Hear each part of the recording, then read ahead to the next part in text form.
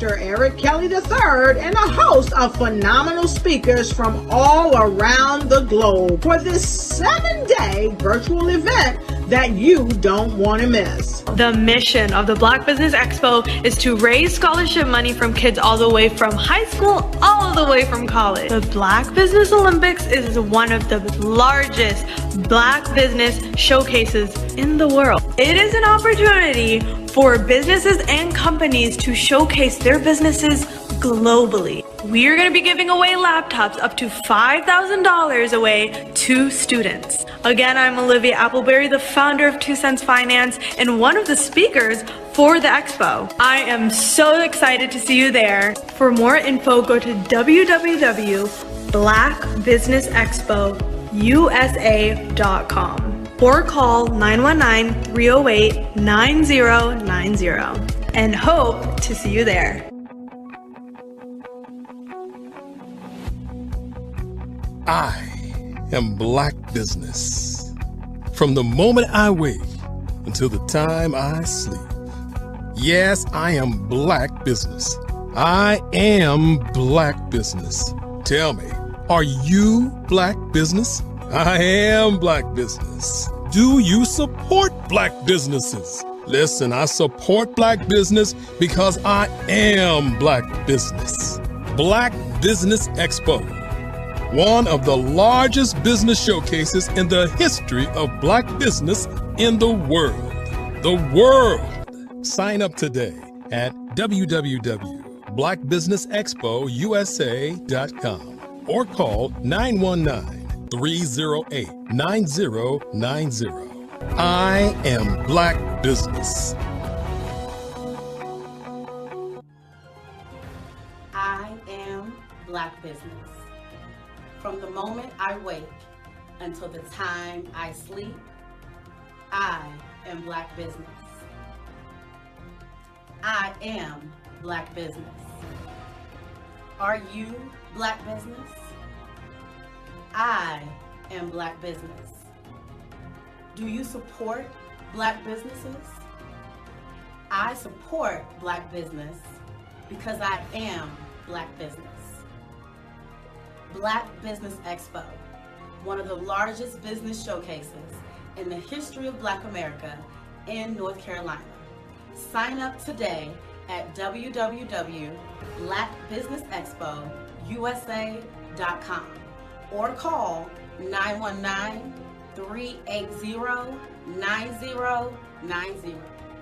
I am Black Business. I am Black Business. From the moment I wake until the time I sleep, I am Black Business. I am Black Business. Are you Black Business? I am Black Business. Do you support Black businesses? I support Black business because I am Black Business. Black Business Expo, one of the largest business showcases in the history of Black America in North Carolina. Sign up today at www.blackbusinessexpousa.com or call 919-380-9090. I am Black Business. I am Black Business. From the moment I wake until the time I sleep, I am Black business. I am Black business. Are you Black business? I am Black business. Do you support Black businesses? I support Black business because I am Black business. Black Business Expo, one of the largest business showcases in the history of Black America in North Carolina. Sign up today at www.blackbusinessexpousa.com or call 919-380-9090. I am Black business. I am Black business.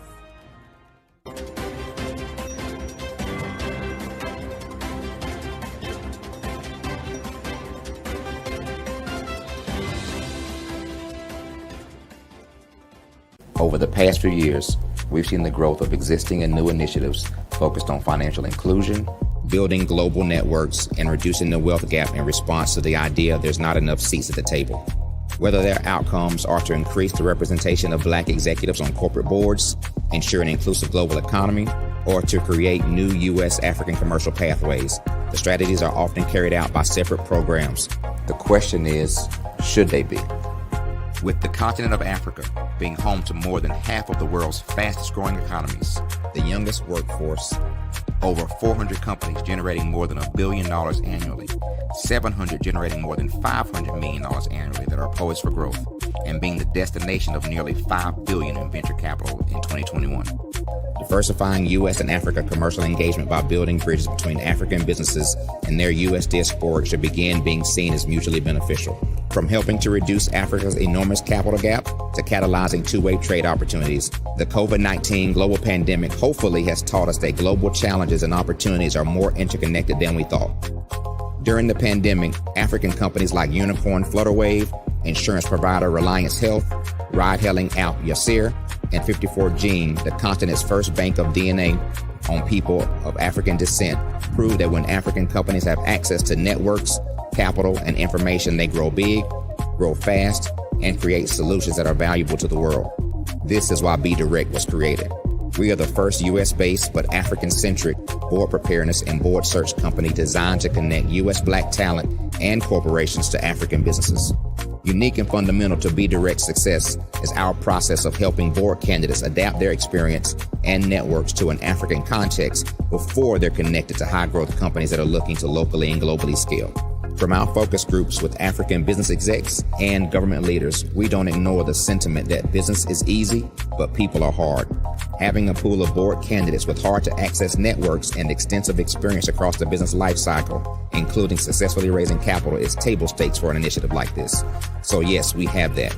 But corporate or entrepreneurial success in the U.S. does not guarantee success in Africa. Developed alongside industry partners on the continent, our training program, Be Direct Prep, is designed to transpose their experience to create cultural comfort, understanding, and a commitment to helping businesses in Africa scale. Our board governance sessions are African, continental, and country-specific, integrated with cultural awareness and dexterity training, masterclasses led by African industry execs, and mentoring coaching from African continental-based facilitators. But even more unique to Be Direct Prep, we cap off our training program with an immersion trip to help candidates that have not been to Africa before see and feel Africa's complexity and opportunity from African soil. We all know traditional network-based board placement has historically left a lot of us out of ever really being in the paid board pipeline.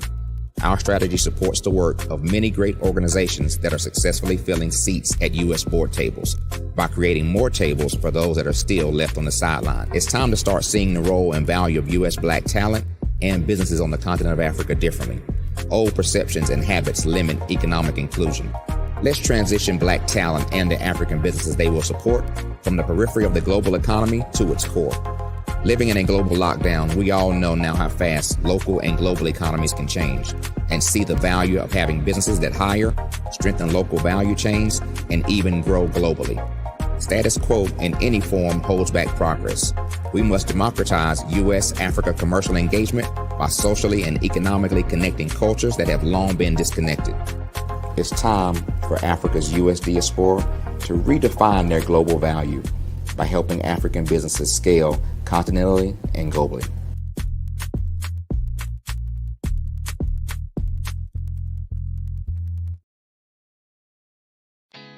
Did you know women represent just 3% of Fortune 500 CEOs and less than 15% of corporate executives at top companies worldwide?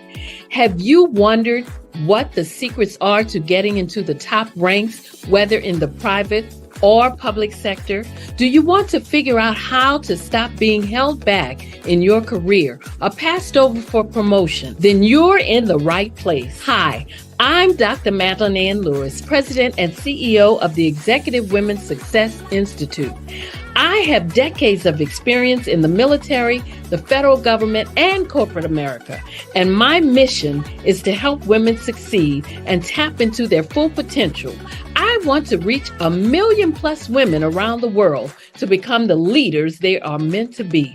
So if you want to move into a management or executive level position, or maybe you are a female veteran transitioning out of the military into business entrepreneurship, then reach out to the Executive Women's Success Institute at 301-693-3284. Let us get you on the fast track to success.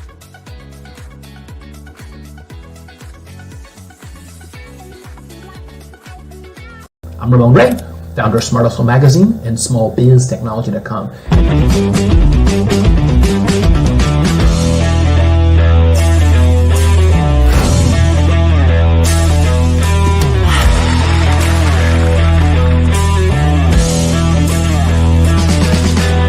You're here today to celebrate small business success. Stand up on your feet. You rocked the house. It was amazing. Didn't we learn? For me, success comes from failure. One thing not to do is shake somebody's hand like this.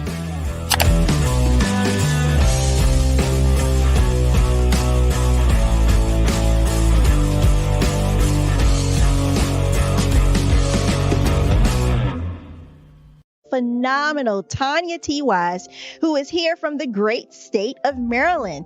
Tanya, welcome and thank you for being with us today. Can you indulge our audience a little bit and tell them just a little bit more about who you are and what it is that you do? Well, I love being able to talk to people and have a magnetic attitude, being able to just show them. So I always like to say, level up is Coach at Tanya T. Wise here. So can you tell our audience, just give them a teaser about what your presentation will be about? So my philosophy is that we should all be living our dream life. So tomorrow I'm going to talk about how you start living your dream life. What are some of the things that you thought about in your childhood that you just kind of let go and dormant? Wow. And I want to reignite that and just give you some pointers and some tips, some tools, some strategies to be able to start living your best life now. And guess what, Rhonda? And leave an inheritance for your legacy. Oh my goodness. Okay, I know that's resonating with a lot of people. I've heard that you have a dynamic coaching program. Can you tell us a little bit more about that? Absolutely. So our coaching program help people that have the lack of time, that lack strategies, and lack the confidence to go after their dream life. So we help them implement tools, we help them implement strategies, as well as give them resources so that they can live their best life now and leave that inheritance. Wow. Oh, I love that. I love the leave the inheritance part. Listen, you are dropping some major nuggets, and I know a lot of what you're saying is resonating with a lot of people, but I think we're all curious. How did you even make this transition into the speaking and coaching arena? What's the story behind this? So I started out in finance, and I realized that a lot of people don't necessarily go after their dream life because of the lack of finances or the education behind finances. But it wasn't until I lost my firstborn, my only son, that life changed for me. And where I was going after it all, living the corporate life, hit my 6-figure income and living in my dream house with my dream man, driving my dream car. I nearly lost it all when I lost my son. And so I realized it only takes one financial catastrophe that can change your entire life.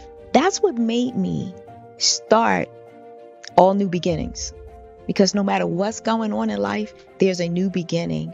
And because of that, we develop a program called Wise Minded. My little slogan is, don't just dream it, let's live it. If they want to connect with you or work with you, what is the best ways for them to be able to do that? Well, for my social media guru, you can connect with me on every single social media platform as Tanya T. Wise. 5-Star BDM, Brand Development Masters, is a professional consulting and advisory group keenly focused on business development services for the small to mid-sized business and entrepreneurs. Although every business is unique, they often share business development challenges that can be addressed through smart branding. Services include process improvement and operations, digital strategy and transformation, business intelligence, digital marketing, and personal branding. Our business and personal branding company has helped a number of professionals and organizations to optimize and grow. This results in more business, more opportunities, better reach, positive outcomes. Visit www.5starbdm.com today to learn more. Hey everyone, it's Grant McGaw, CEO of 5-Star BDM and host of the award-winning Follow the Brand podcast and TV series, where I help you to build a 5-star brand that people will follow. My genius is personal brand development through intelligent communication and helping you achieve your business and career goals. I am a requested speaker on digital technology and brand development issues. I want to work with you to increase the value of your current opportunities while attracting new ones. Every one of you is unique, and we all share challenges that can be addressed through smart branding. As a super connector, I work with you as an executive coach to guide you along the complicated business and career development road, providing the enhancement tools and information you need to succeed. Together, I will help you succeed in today's challenging business climate. I will evaluate and measure your progress. Best of all, I am right alongside you every step of the way. Build the brand called you. Genius is coming.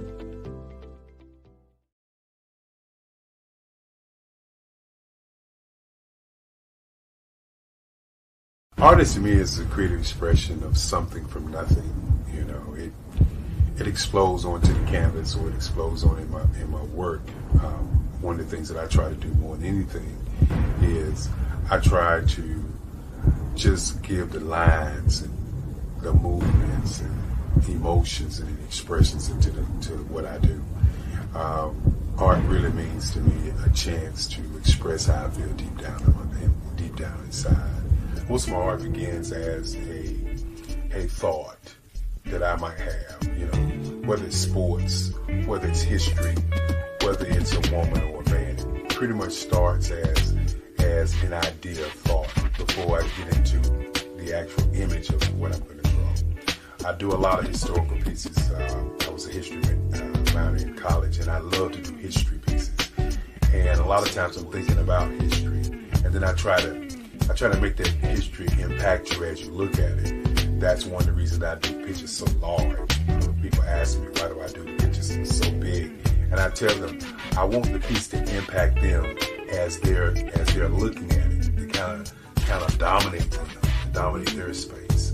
And most of my pieces I try to do off page. I don't try to do anything that's going to be in those four corners or in a square. And I want your imagination to be a part of the piece that you're looking at.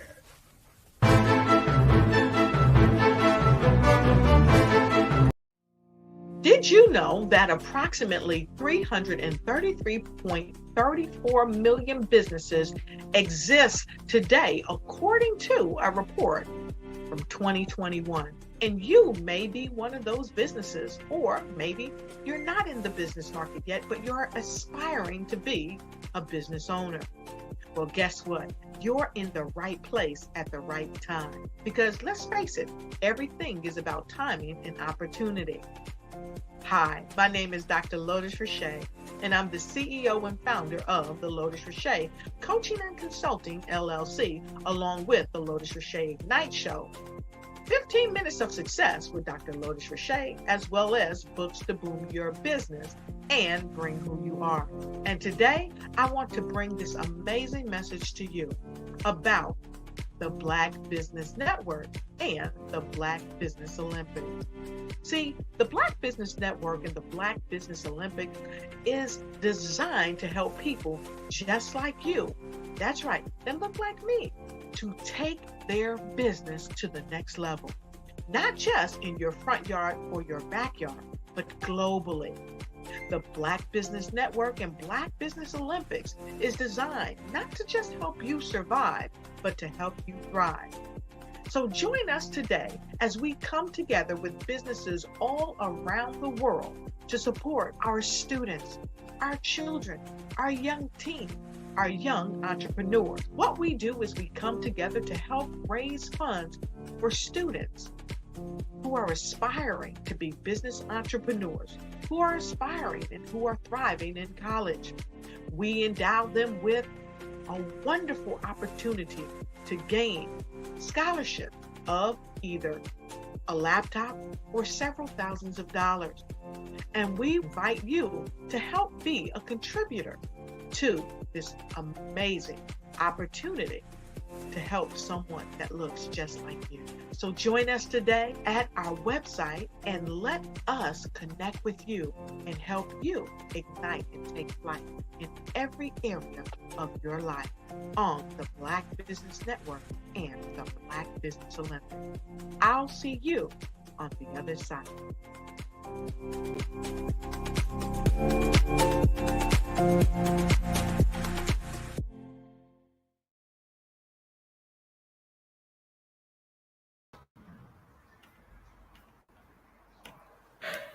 Good day, business owners, entrepreneurs, thought leaders, and corporations. Welcome to Black Business Network. My name is Nathan Twali Mlenga, and I am from Africa. You are watching me actually from Lusaka, Zambia. I am your business moderator for this day, on this particular day rather. Black Business for Black Business Network. The Black Business Network is the 24-hour business network showcasing Black businesses, business owners, entrepreneurs, as I already mentioned, and thought leaders worldwide. We have speakers from North Carolina, London, Singapore, Africa, Japan, and cities all over the United States.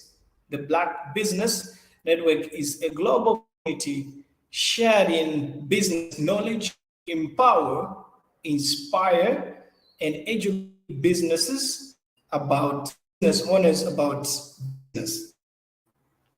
Our speaker for this day is the State of Black Business Olympics today.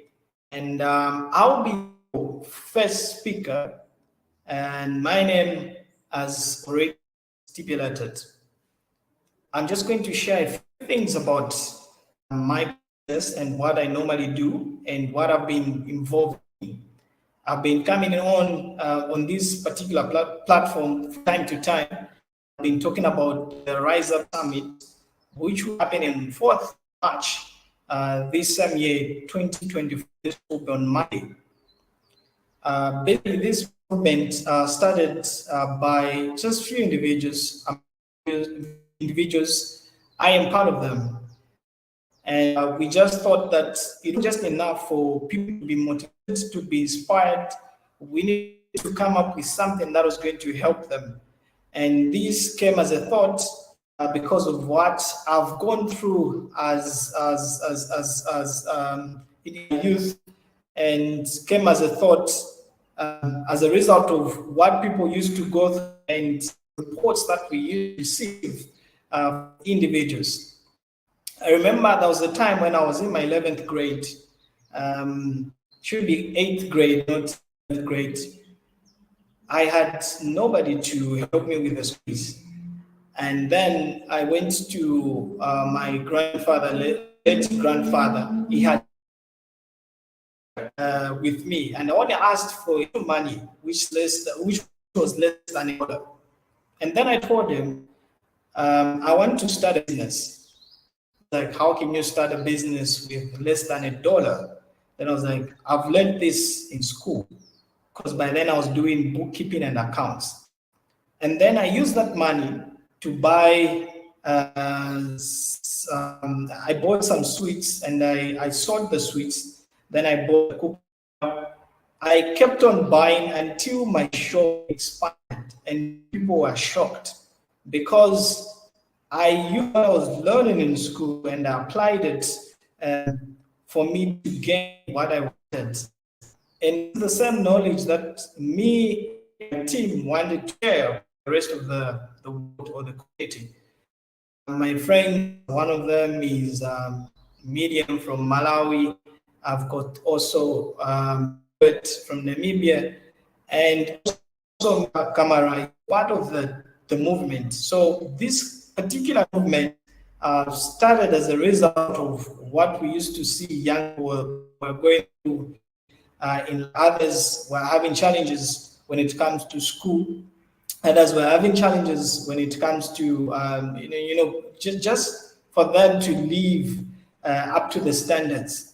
So we agreed and said to ourselves, we have to start something, a movement, because what we normally used to see from the traditional inspirational talks or motivational talks or shows is where people would go and attend those shows without even being given anything. On top of that, they will pay the monies for the tickets for them to be allowed to enter the shows. There's nothing wrong with that.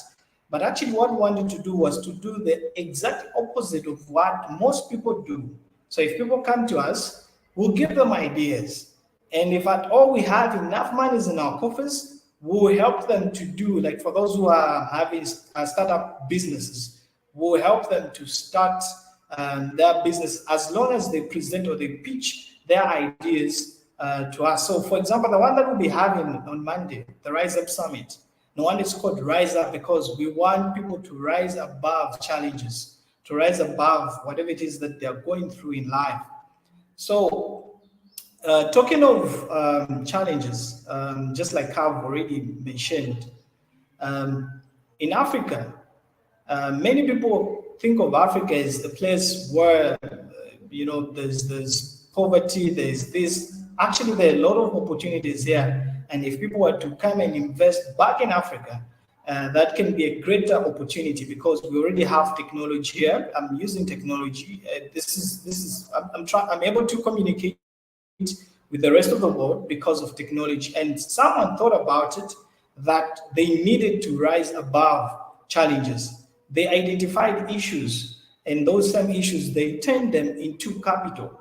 So even as it's not that we want to make money for us to keep things going. Yes, of course, the organizations will need money for it to run, but all these things will be done as a result of people that will be coming in, at least to help us in one or two things. And again, we have our objectives as an organization. Sorry, I didn't make mention of when it started. I just mentioned the people that are involved.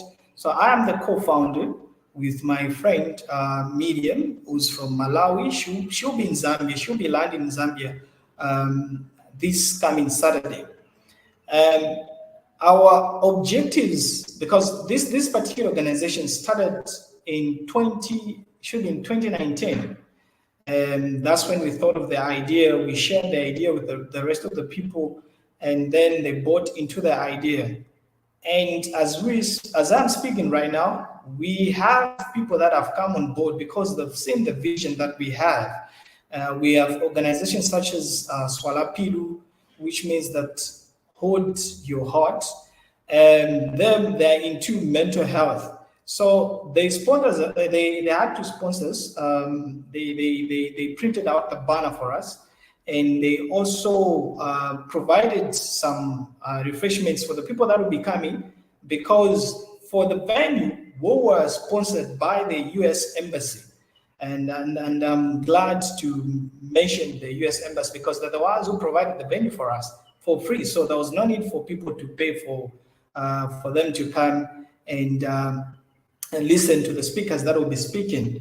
And so coming to objectives of the organization, one of the objectives that we have is to empower women. Coming to think of it, women are the most vulnerable in the community.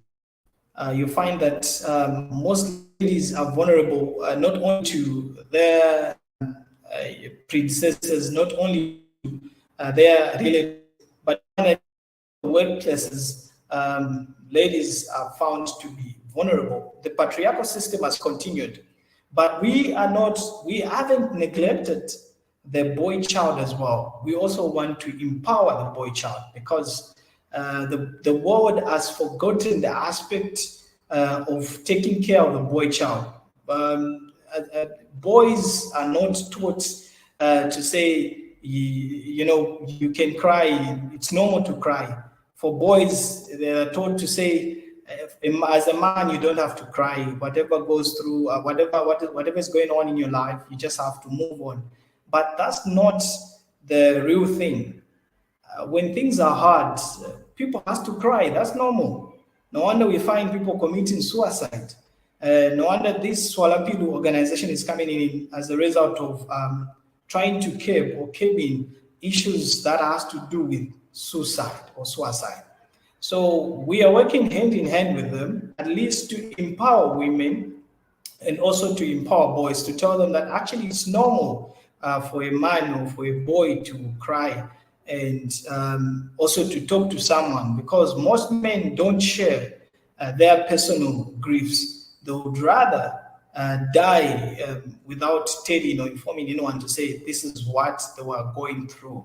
So this is basically what we normally do. That's one of the objectives that we have, that is to empower women. So which means that if we have enough monies from the donors, the people that are willing to donate or to help us with the movement on how we can run things, the doors are open.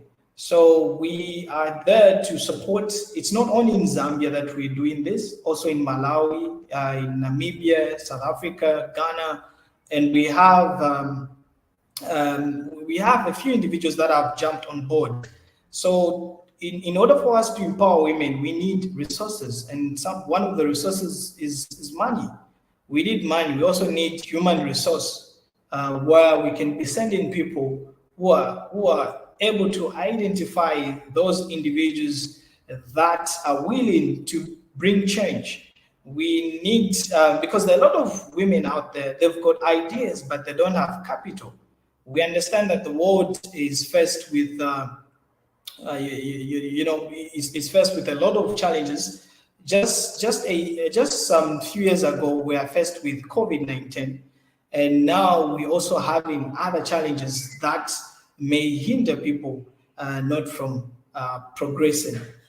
So the other objective that we have as Rise Up movement or Rise Up Summit movement is that we also want to educate. Apart from empowering them, we also want to educate them.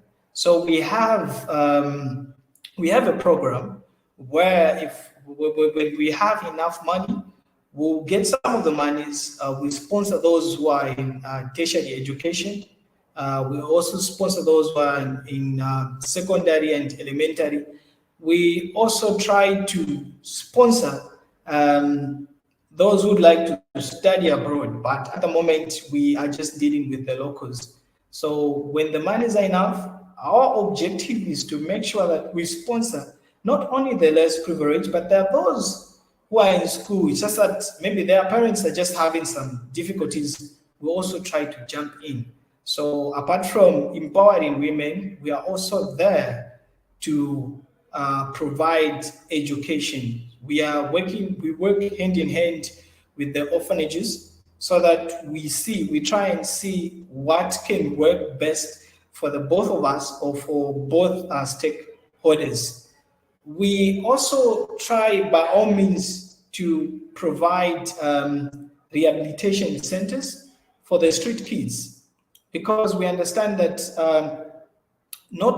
they also need help in as much as they may be in the streets. Some of them, of course, they have a genuine reason of being there, but that's not the better place for someone to stay, because they need shelter, they need food, and you find that the things that they're taking in is not even good for their health.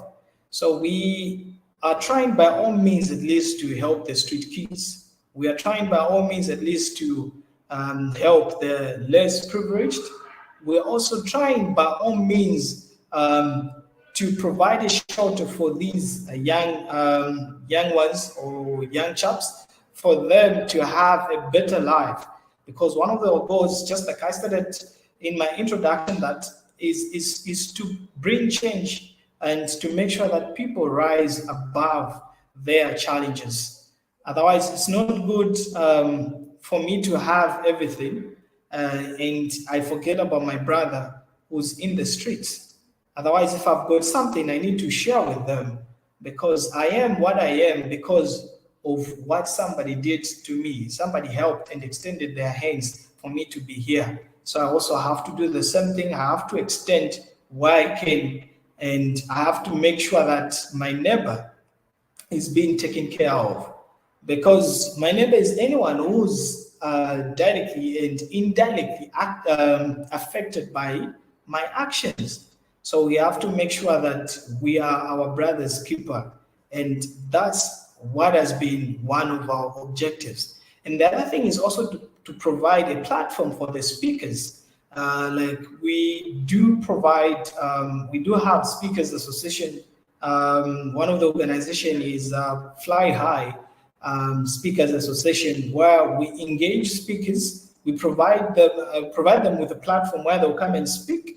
And we even find audience. We provide them with people, and then they just have to come, because we want to try and identify talents that people have, because others are good at speaking, then others are also good at teaching. So we want to try by all necessary means to identify. So that's also another objective that we have, which is to identify the talents that individuals have.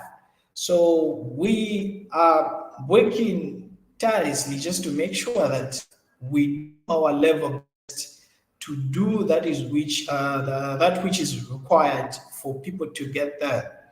Then the other thing that we are also doing, we try. It's just that it's very sad. May he so rest in peace, the late president of Namibia. We were trying to engage with the government and also some organizations from Namibia. The process even started. It's just that there's state funeral in Namibia.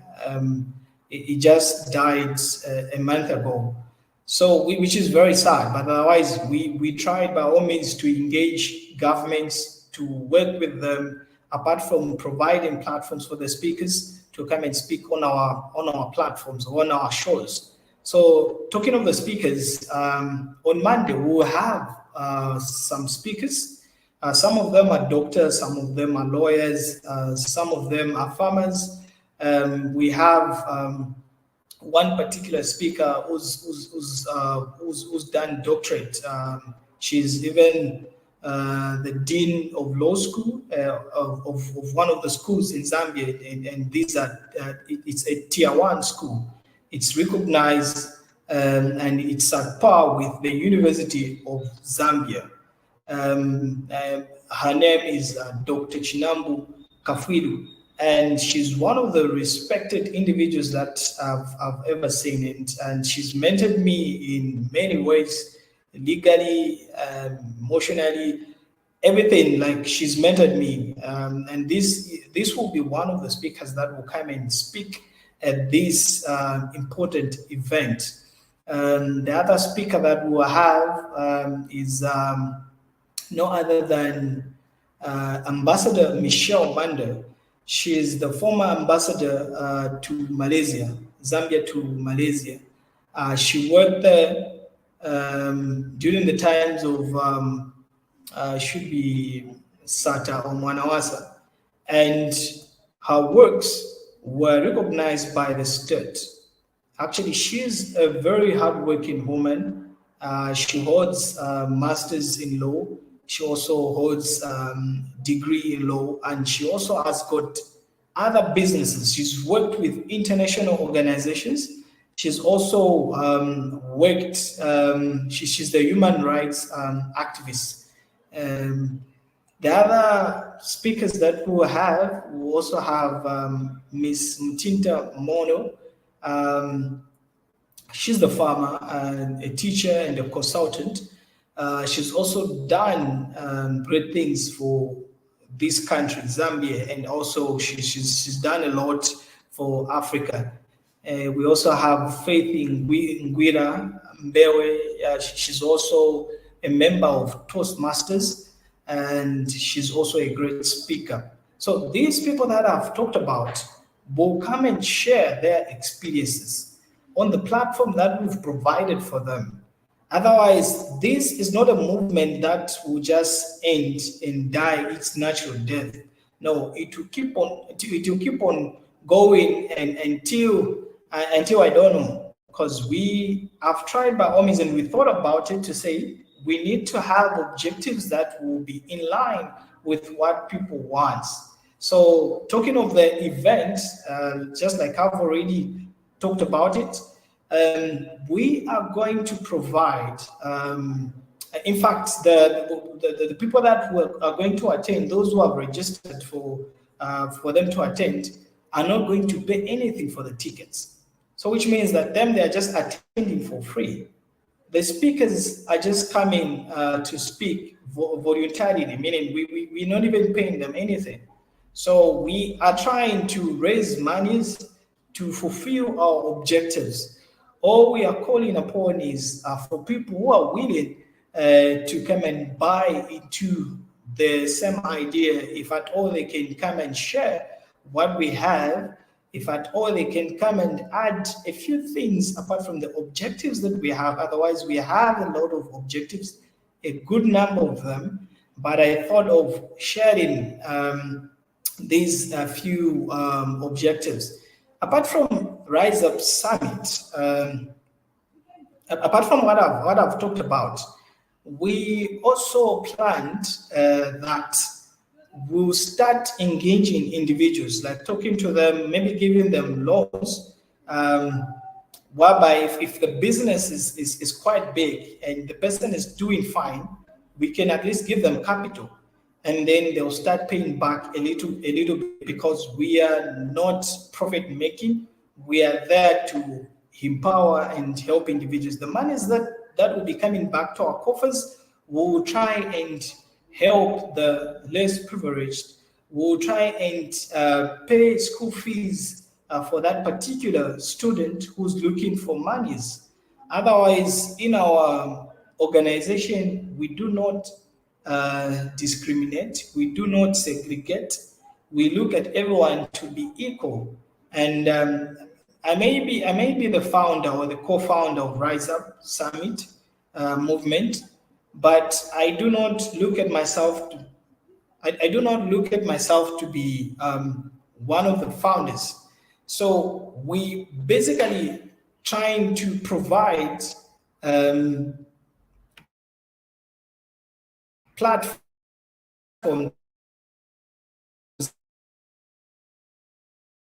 that will eventually work for people that will provide means for them to have access to services and products.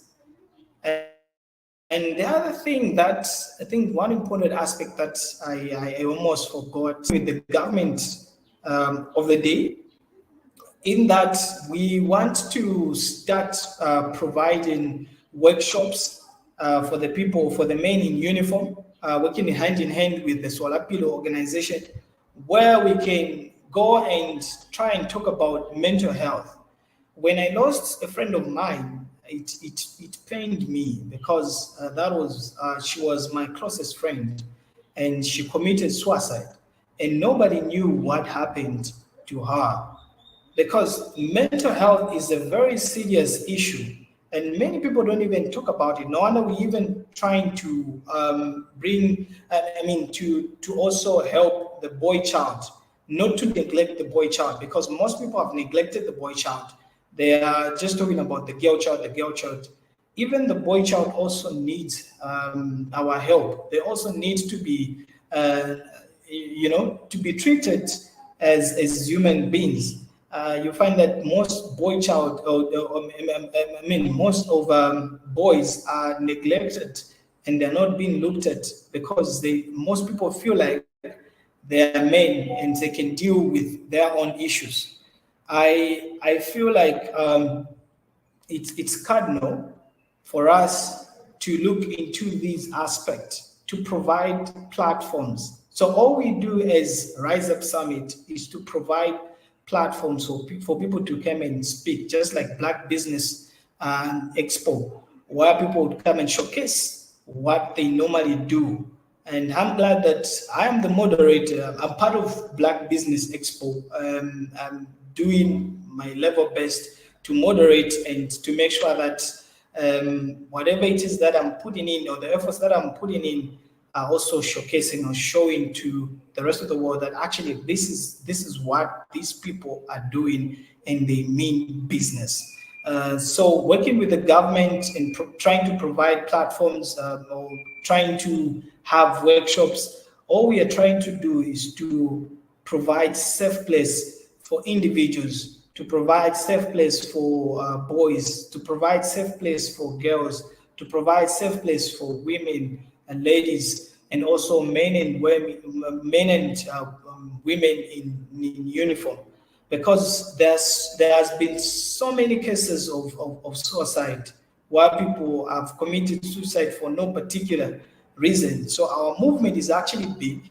Our goals are actually big. We are trying by all means at least to bring on board individuals that may be willing to work with us, that may be willing to look into these aspects and these objectives that I've shared. In Africa, for those who are overseas, in Africa, there are so many things that you can do as an individual, as an investor. There are international laws that normally protect the investment of someone. You may enter into what is known as stabilization clauses or stabilization clause, which protects your investment. And there's MIGA, which also protects your investment in terms of wars and whatever that may happen to you, because that will be an insurance.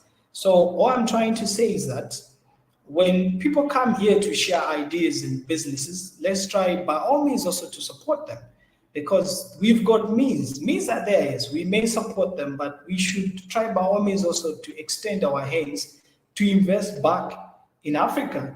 There are so many places that you can invest in. You can invest in education, you can invest in mines, you can invest in, there's so many things that people can do in order for them to secure their monies. Maybe just to talk about the team that is managing Swalapilu, because I've talked much about Rise Up Summit movement. So for Swalapilu, we have the founder, goes by the name of Mary Kufanga. She's the one who came up with the initiative, because she thought about it. She was like, many people are dying and no one is talking about it. Of course, others were just thinking about it, but they were not acting on it, because the world is in need of men who are action-oriented. We need to act. Whenever we've identified an issue, we need to act. No wonder we are seeing billionaires of nowadays like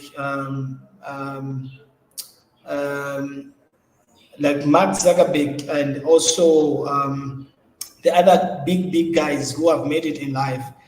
These guys, they identified a problem and then they came up with a solution. So whenever we are trying to work out something, we should also try by all means to find solutions to those problems, because these problems will always be there, and we'll always have the needy amongst ourselves. For me to be here, just like I've already stated and alluded to, it's because someone extended their hand. They saw that this young boy has got potential and he may change the world at some point. So these some people came through and they helped me to be where I am. So whatever it is that we may have, we have potential. We have something to give to the world or to the universe. It may not be in Zambia, it may be in the United States, it may be in Singapore, it may be in China. So we may bring change, and change starts with me, and change starts with you, the one who's watching or the viewers. If you have identified an issue in your community, try to find a solution and apply that particular solution to that particular problem. Even me, for me to come up with this particular movement, because I thought about it, and it's because of what I went through. I'm action oriented. Whenever I said that I'll do this, I'll definitely do that, because I've wired my mind to think in such a manner that whenever I come up with a plan, or whenever I come up with an idea, I need to work towards that idea, because and that's what I was taught by my grandma, that you can make a difference provided you know the direction. So change will always start with us. If we do not work towards this, there will be no change. And if we keep on complaining, we'll just keep on draining ourselves. So we have to make sure that we do our due diligence. We provide the things that are needed for those who may need them, because there are people who have got things that they don't even need. Maybe there's somebody there in China, there's someone there in the United States, there's someone there in Africa or in Singapore who may need those services. So actually, I've seen quite a number of business owners on this platform who have done tremendous works, and others have done things that have even changed the lives of people.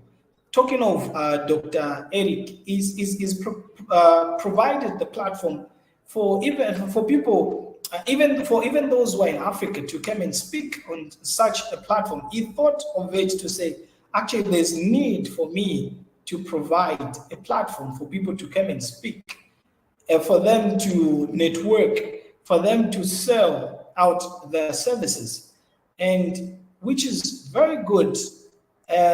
This also comes to the objectives that we do provide as Rise Up Summit. I talked of, we provide objectives such as we are trying to empower women, we are trying to empower boys, we're also trying to empower girls. We are also trying to educate them, which is the monies that we raise normally goes into our coffers in order for us to provide a proper education, because just like Nelson Mandela said, education is the key to success, because education is the only equalizer that people have. People may go as far as being called doctors. People may go as far as changing their lives because of education. Because nowadays people need somebody who's got a paper, because they understand that actually they think in a different way, and their level of understanding is actually different. Unlike someone who hasn't been to school, their thinking is totally different from what somebody who has been to school may reason and articulate certain issues. Then we also think of providing platforms for speakers to come and speak.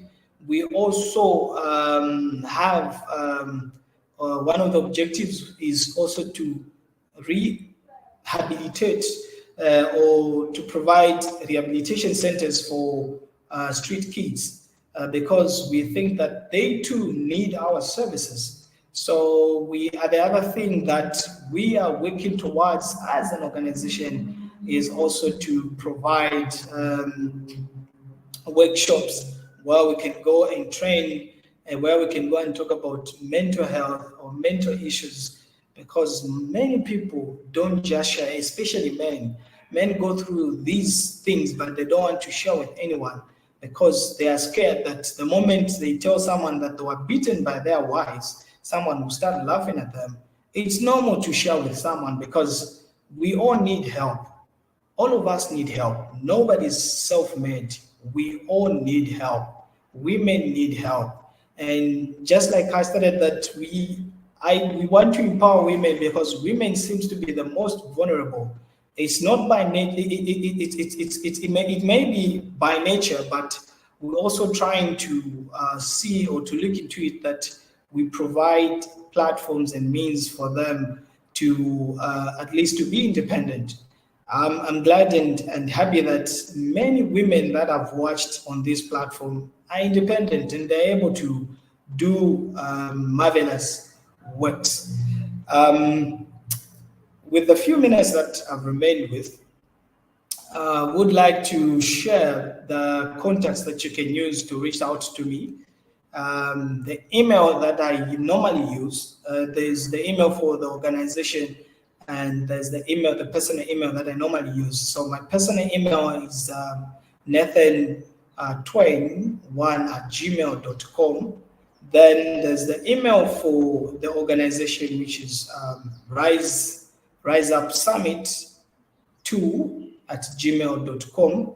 Then there's also Swalapilu, Hold Your Heart, @gmail.com. Then my personal number is +260 975 40 5074 +260 975 40 5074.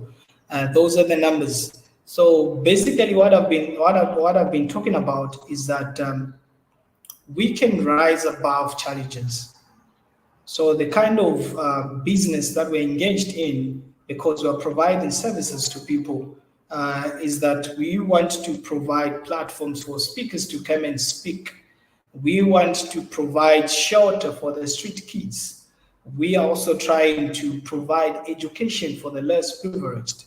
So whatever money that we raise, even the monies that we raise from the fundraising that we'll be raising from the things that the articles that we'll be selling, such as the t-shirts, the hoodies, the cups, the caps, those monies will go directly into the coffers, and they will serve the purpose that they are intended to serve. Otherwise, it's been a prompt pleasure for me to speak here as the first speaker. I will see you on the other side. My name is Nathan Twali Mlenga from Lusaka, Zambia. Thank you. I am Black Business. From the moment I wake until the time I sleep, I am Black Business. I am Black Business. Are you Black Business? I am Black Business. Do you support Black businesses? I support Black business because I am Black Business. Black Business Expo, one of the largest business showcases in the history of Black business in the world. Sign up today at www.blackbusinessexpousa.com or call 919-308-9090. I am Black Business.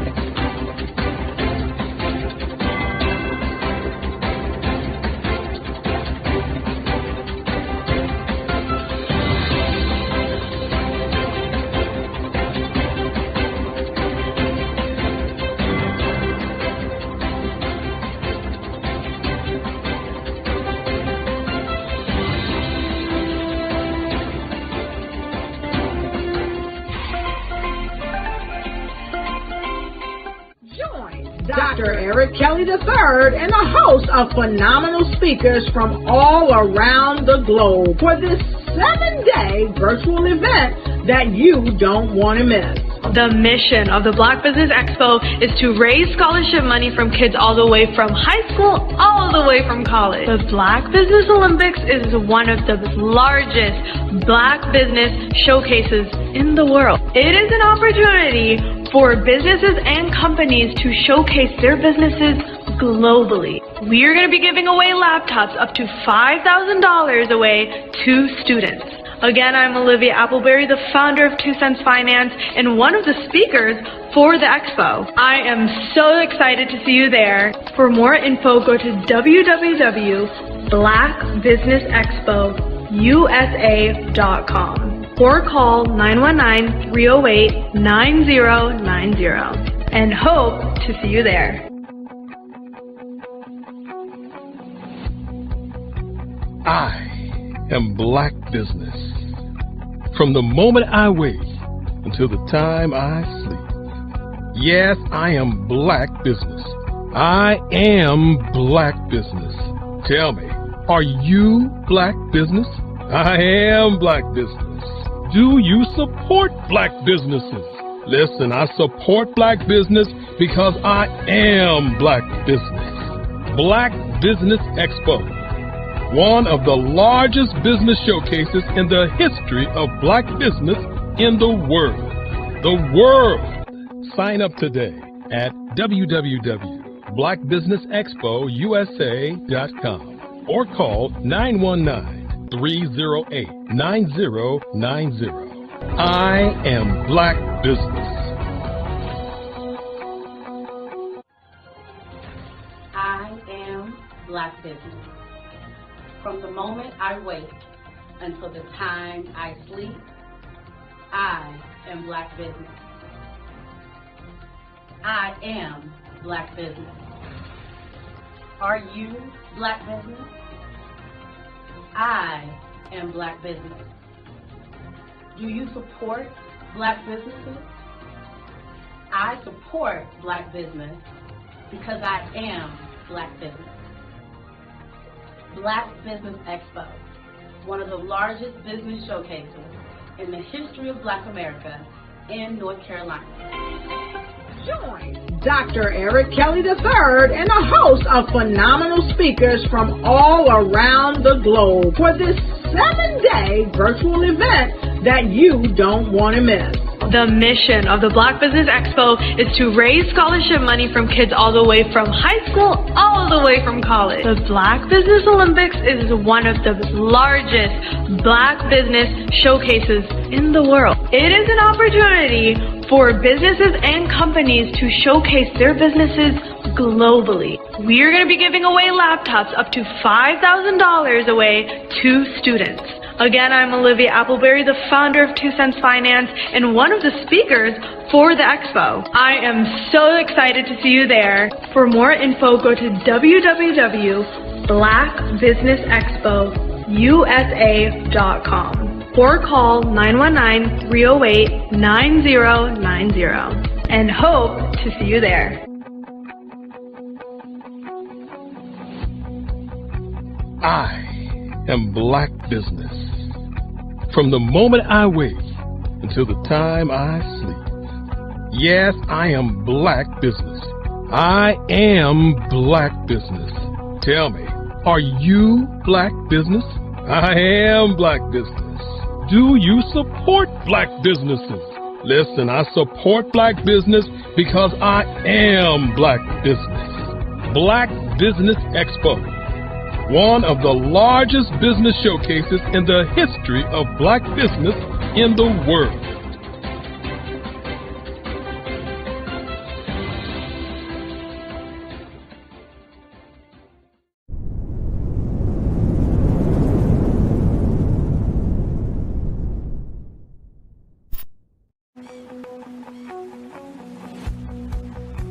I am Black Business. From the moment I wake until the time I sleep. Yes, I am Black Business. I am Black Business. Tell me, Are you Black business? I am Black business. Do you support Black businesses? Listen, I support Black business because I am Black business. Black Business Expo, one of the largest business showcases in the history of Black business in the world. The world! Sign up today at www.blackbusinessexpousa.com or call 919-308-9090. I am Black business.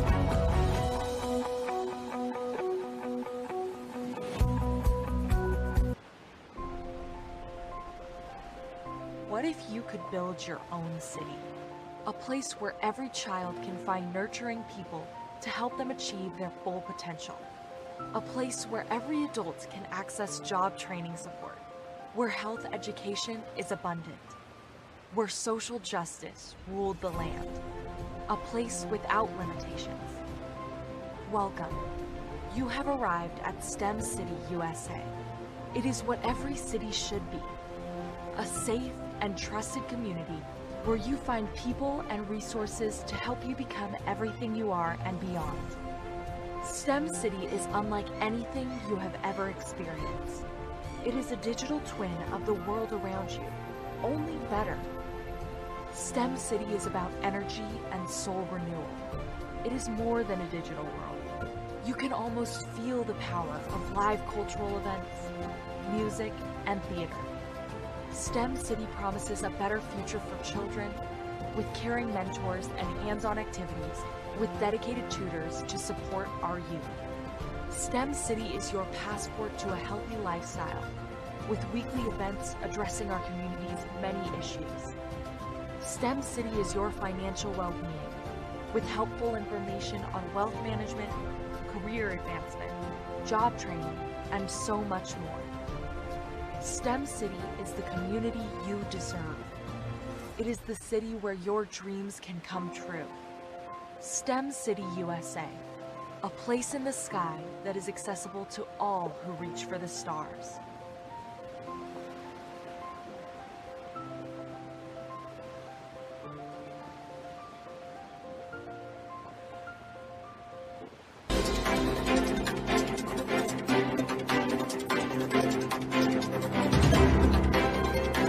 Hello, I am Dr. Eric Kelly III, the visionary strategist and founder of the Black Business Olympics. I invite you to showcase your Black-owned businesses on the Black Business Network global stage. The Black Business Olympics is a global Black Business Network platform that propels Black-owned businesses into the international spotlight.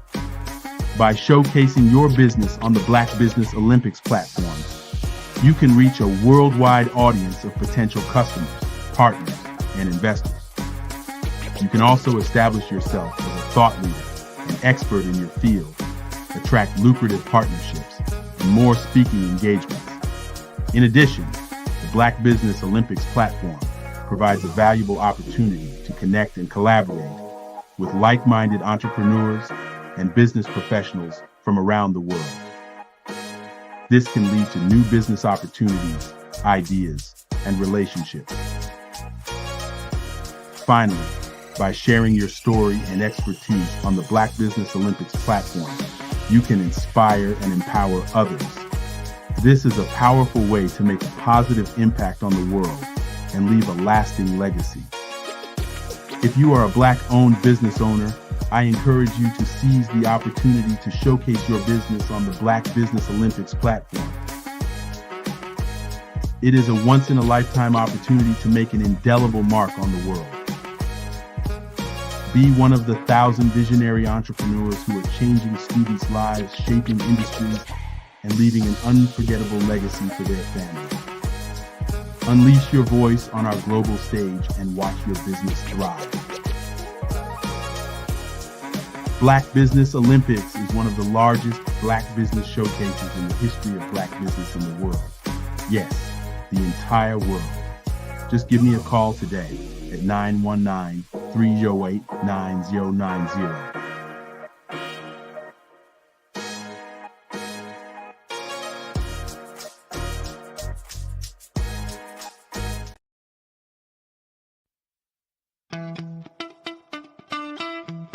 How many times have you been asked to help someone you didn't even know? A student, a business entrepreneur?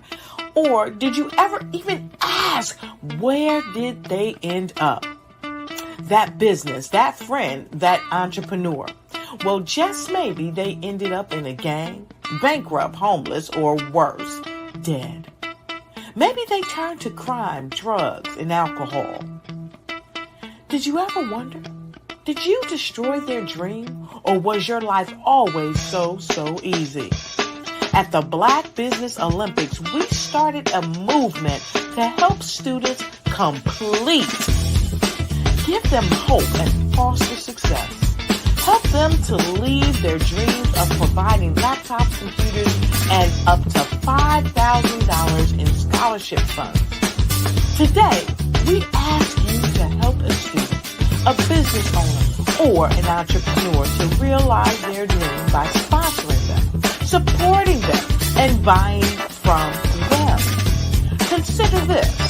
With $1.6 trillion in our Black community, we only ask for a small donation for our students, our businesses, and our entrepreneurs.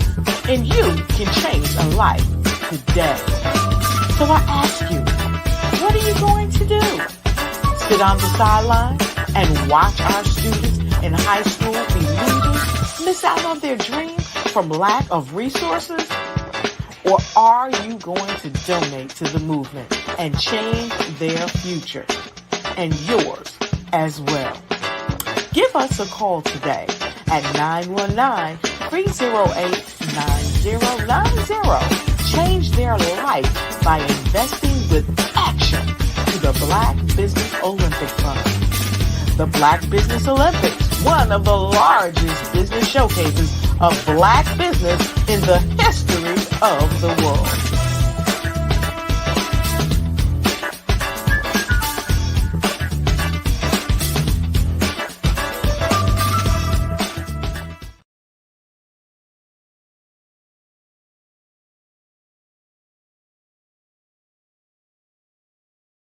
I am from Washington, D.C., but I was raised in Durham, North Carolina.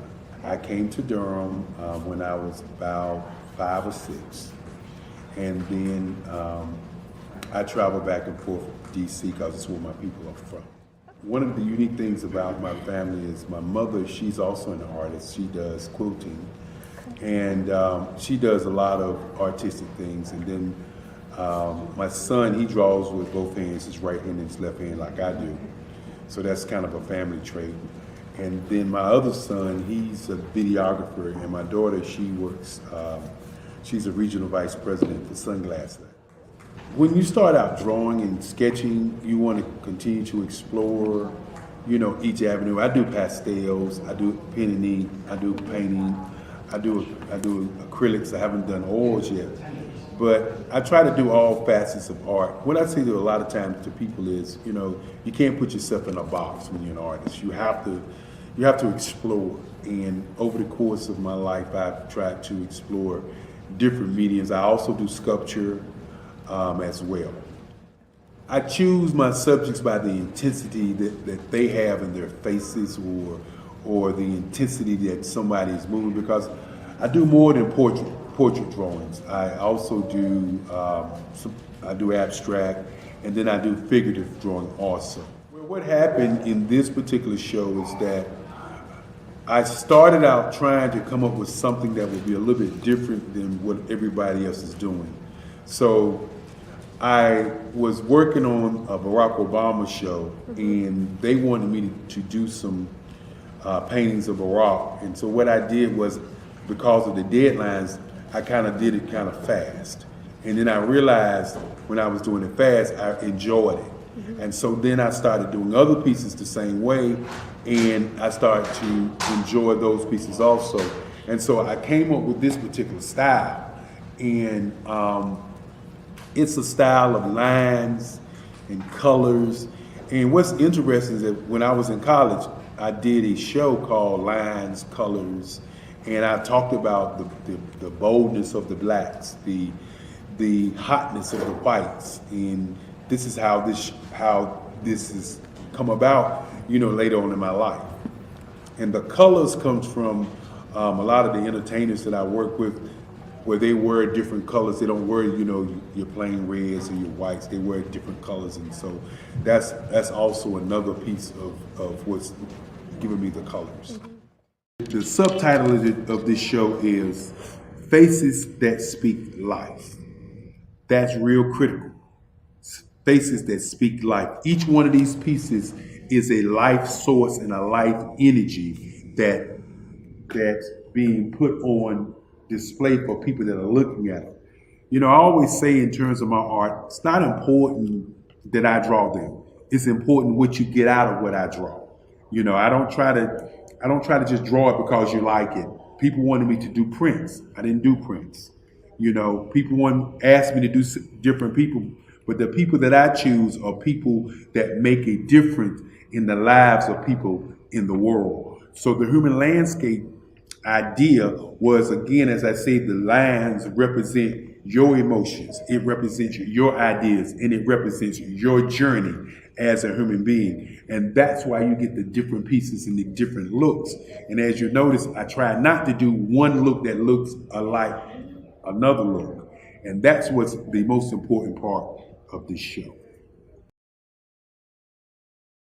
Art to me is a creative expression of something from nothing. It explodes onto the canvas, or it explodes on in my work.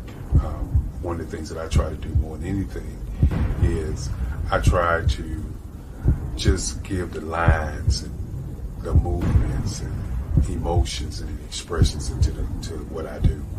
Art really means to me a chance to express how I feel deep down inside. Most of my art begins as a thought that I might have, whether it's sports, whether it's history, whether it's a woman or a man. It pretty much starts as an idea of thought before I get into the actual image of what I'm going to draw. I do a lot of historical pieces. I was a history minor in college, and I love to do history pieces. And a lot of times I'm thinking about history, and then I try to make that history impact you as you look at it. That's one of the reasons I do pictures so large. People ask me, why do I do pictures so big? And I tell them, I want the piece to impact them as they're looking at it. To kind of dominate them, dominate their space. And most of my pieces I try to do off page. I don't try to do anything that's going to be in those four corners or in a square. And I want your imagination to be a part of the piece that you're looking at.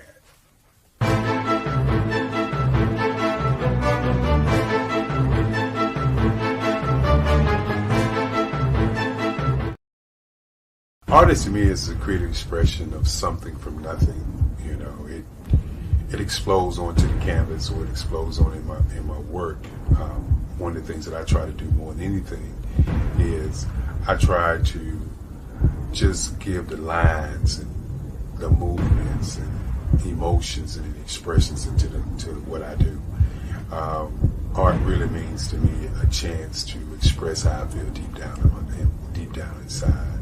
Most of my art begins as a thought that I might have, whether it's sports, whether it's history, whether it's a woman or a man. It pretty much starts as an idea of thought before I get into the actual image of what I'm going to draw. I do a lot of historical pieces. I was a history minor in college, and I love to do history pieces. And a lot of times I'm thinking about history, and then I try to make that history impact you as you look at it. That's one of the reasons I do pictures so large. People ask me, why do I do pictures so big? And I tell them, I want the piece to impact them as they're looking at it. To kind of dominate them, dominate their space. And most of my pieces I try to do off page. I don't try to do anything that's going to be in those four corners or in a square. And I want your imagination to be a part of the piece that you're looking at.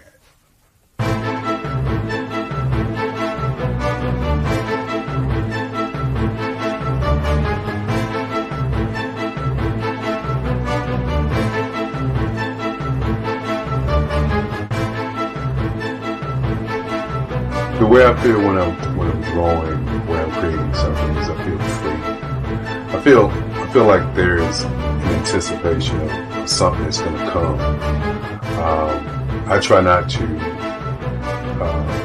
draw first. I try to draw second. And what I mean by that is I try to allow myself to kind of get into the piece and just relax. Sometimes I miss time. I'll draw 2, 3 hours, sometimes 4 hours. And while I'm drawing, it's just a free. I just feel free. I mean, I feel like time stands still.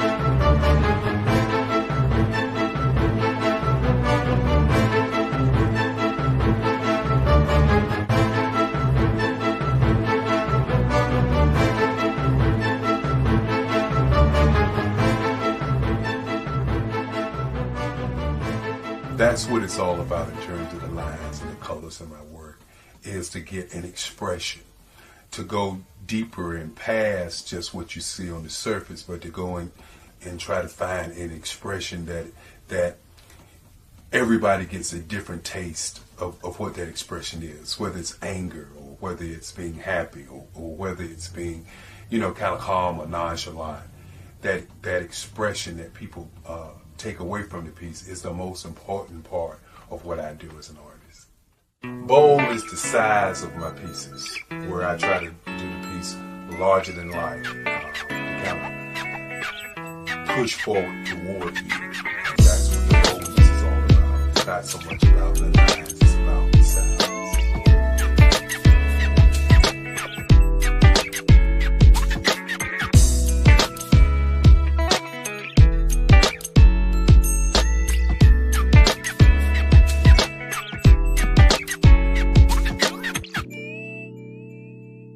The Face of Change art show is inspired by my mother, but more importantly, it's a historical moment in time as the pieces depict different emotions and expressions of Barack Obama.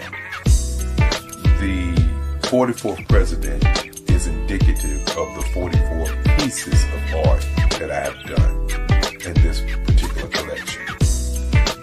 When you begin to think about expressions and portraits, this is a portrait gallery of expressions of what transpired as Barack Obama ran for office. Some of the pictures are abstract and some are expressionistic. And I combined both of those forms of art to create this collection of art pieces.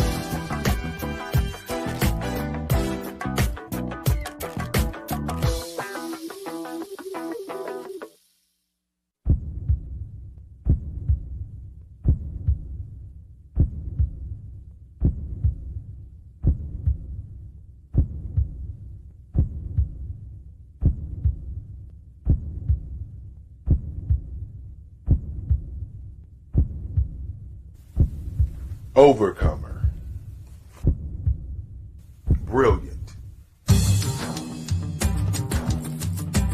ambitious, motivated, awesome. Obama.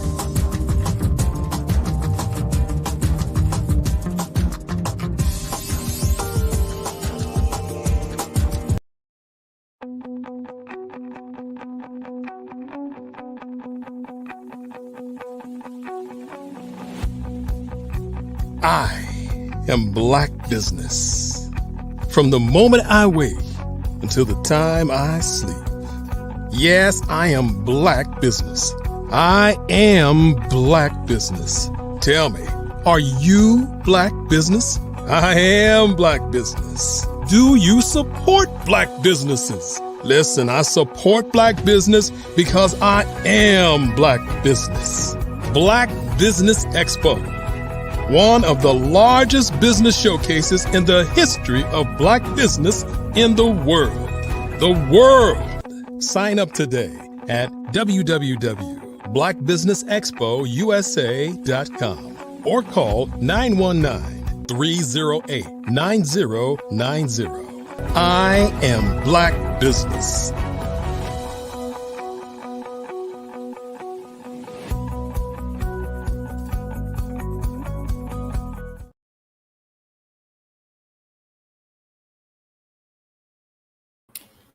Hello, welcome back. Good day, business owners, entrepreneurs, thought leaders, and corporations. Welcome to Black Business Network. My name is Nathan Twali Mlenga. I am your host, moderator for the day, and you're watching me from Lusaka Studios. This is Black Business platform.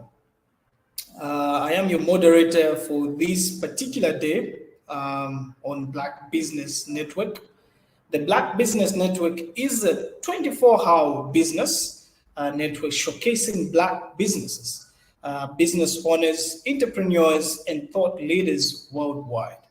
We have speakers from North Carolina, London, Singapore, Africa, Japan, and cities all over the United States.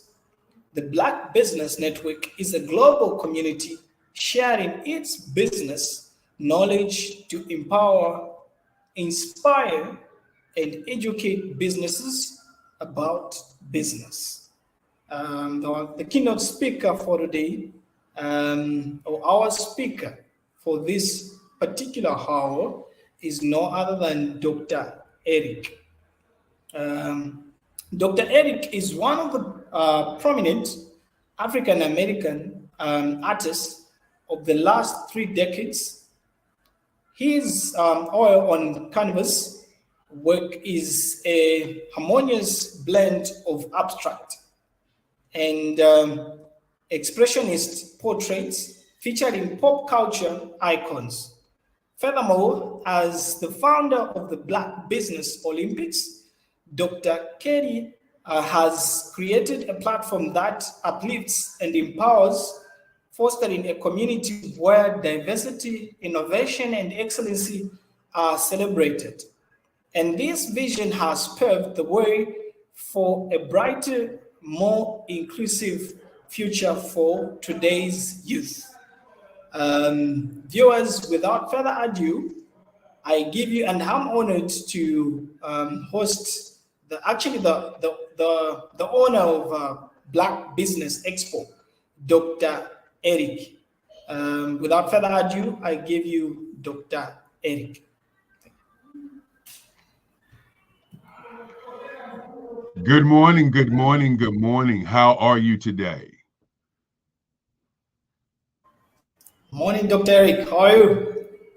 Doing pretty good as we get prepared for presentation that I wanted to make this morning as we continue to bring people to the platform. And you're located where? In Lusaka, Zambia, Africa. Okay. Just want to make sure people understand that we are reaching out across the globe to business owners and to thought leaders like yourself, young man, to share in the information about what's going on in the world. Again, want to thank you. And as we say, genius is common, and I'll see you on the other side. Good morning, good morning, good morning as we get prepared to look at today. And today's theme is advertising, public relations, marketing, sales, merchandising, and public relations. And what we shared with you before I came on were artworks by myself, artworks from the Eric Kelly III Museum. The Eric Kelly III Museum, which is planning a 9-nation tour to Africa. And so wanted you to kind of begin to see what different levels that has to happen as you, as a business owner, begin to promote, advertise, market, sell, and create merchandise for your business. Let's just start out with the first one, which is PR, public relations. And what does public relations have to do with your business? Well, public relations is like the story, the truth story about what you're going to be doing. The main reason or the why story about what you're doing. Public relations is the piece that starts before people know about what you do or what you have or what kind of company you have. The PR is the public's persona of who you are and what you do. And so PR is so important in your company. As you watch the videos prior, you'll notice that the videos started out with talking about the museum, talking about the type of work, talked about the idea behind the work. And that's what your public relations is all about. Then, of course, next in line is your advertising. What are the bells and whistles of your company? You know, what does your company do? You know, it's tantamount to a car. When you buy a car or you hear about a car, you hear about that car in newspapers and magazines and in videos and commercials. That is the public relations part of your business. But then what are the bells and whistles about that car? You know, what are the bells and whistles about my art? And the bells and whistles about my art would definitely be as of course my phone would ring while I do my presentation. What are the bells and whistles about my art? The bells and whistles about my art are abstract expression. Abstract expression. The expressions in my art is the bells and whistles. The line work in my art is a part of the bells and whistles. The colors in my work is a part of the bells and whistles. The subject matter of my art is not a part of the bells and whistles. The subject matter in my art is a part of my art. I want you to get that for a moment. When you look at your company, you know, what is your unique advantage? What is your features and what is your benefits about your company? That is what people want to know. They don't want to know how long you've been in business, because most of the time they expect you to be a competent or a business that's been in business for a while, that's doing great things. So as we look at the advertising piece, or as you look at your car, and we want to keep that going backwards and forwards so that you can kind of get a feel, because some people can see what a car is. And so that's why I use that analogy. So with your car may have a engine, a type of engine that makes it a benefit to you. The engine may be also a feature. You may have power windows, power door locks. You may have a exercise trunk. You may actually have a large vehicle or a small vehicle. These are the features and benefits. This is the advertising piece. This is what the car has. You know, why would I buy the car? Okay, becomes the marketing. The marketing is the gas that runs what you do. So let's talk about marketing of the art. The marketing of the art is who you put that art in front of so that they can see the bells and whistles, which are your advertising. So many times I talk about you can lead a horse to water, but you want to be the salt. You can lead a horse to water, but you want to be the salt. Because many times people say you can lead a horse to water, but he won't drink. Okay. Ask yourself in your business, what part of your business are you? Are you the leader of the horse to the water? Are you the horse, which means you're the worker bee? Are you the horse that's coming to the water, or are you the person that's riding the horse, or the person that's following a follower? Okay. And then the last question is, are you the salt? And what I mean by the salt is that if in fact you have a horse that you've led to water, if you have a product or service that you've created and you put in the marketplace, if you put salt in the horse's mouth, he will drink the water. So are you the salt to your customer? Are you the salt to your client? Are you the salt to your success? And so these are the kinds of things that people don't think about when they think about marketing. Marketing is the gas that runs the car. Now, today's theme also embodies sales. And we're going to talk a little bit about sales in the end. And then also today's themes embodies merchandise. And why merchandise is very important, because I submit to you that the merchandise that your company has or sells, whether it's t-shirts, hats, caps, ink pens, or whatever, are a part of your marketing mix. It's a part of your money mix, I should say, not marketing, but your money mix. So you got public relations that tells the story, that gets people to trust you. You got advertising that talks about the bells and whistles of what your company does. Then you have the marketing, and the marketing drives your product in front of your client. And your marketing is your salt. And then, of course, you got merchandising, which is also a part of your money mix. Let's talk about sales and why sales is so valuable. Sales is the lifeblood of your company. Many times people will start a company and they will say things like, well, I'm not good at sales. I don't like sales. Sales is just not what I do. And so what I want to submit to you this morning is that you must understand that you sell every time you open your mouth. You sell every time you put on the clothes that you wear. You sell every time that you walk into the room. So when you say you don't like sales, you have to also understand, then why do you dress the way you dress? Why do you talk the way that you talk? Why do you interact with people the way that you interact? All of this is sales. Now, understanding how to sell is altogether another situation. And let's go into the whole sales cycle, the sales piece this morning, and see if in fact that you can begin to see how sales is valuable and how sales is very important. The first part of sales is very important.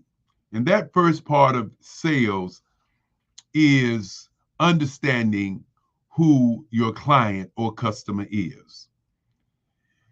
That title is called qualifying. And why is qualifying very important? Well, qualifying is important because you want to know whether or not you have a suspect, a prospect, or a buyer. How do you find out if you have a suspect, a prospect, or a buyer? The way that you find that out is by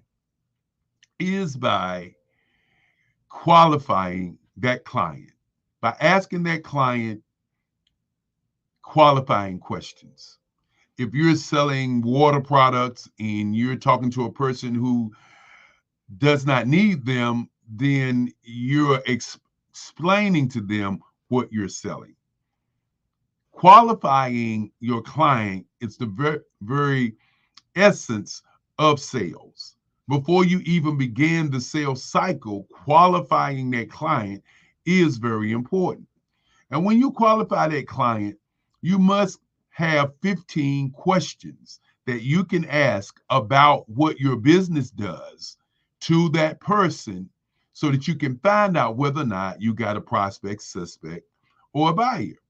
And what I mean by that is, many times we go into a conversation with a client or a conversation with an individual and we don't ask any questions.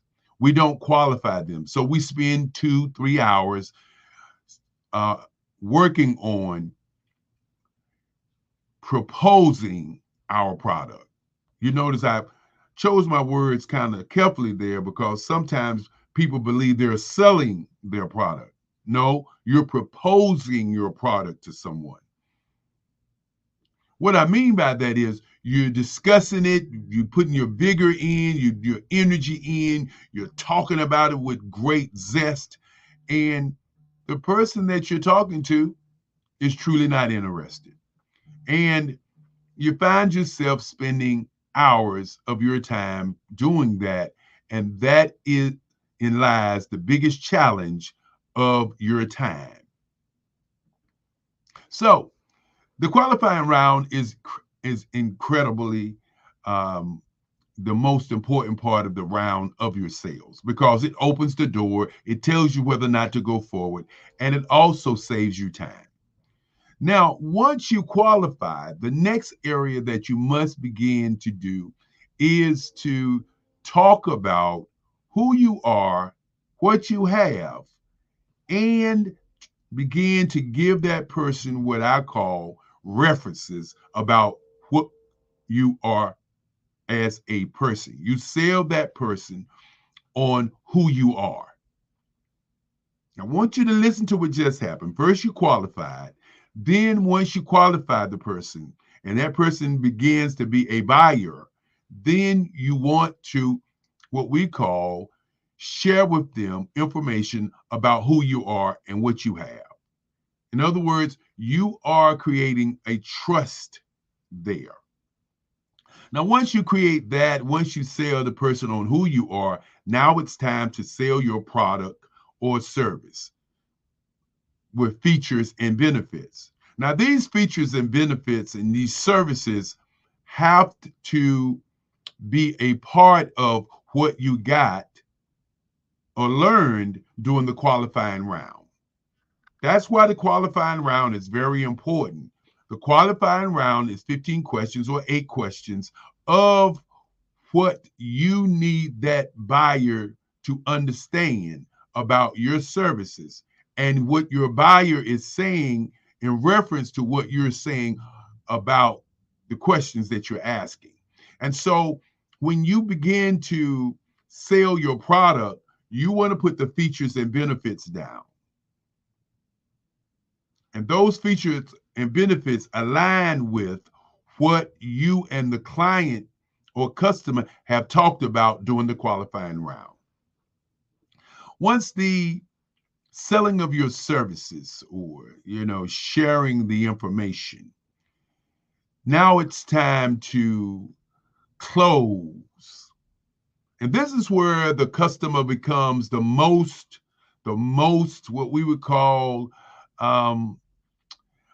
disinterested, looking for excuses, gets more rigid, gets more on the defensive when you begin to close.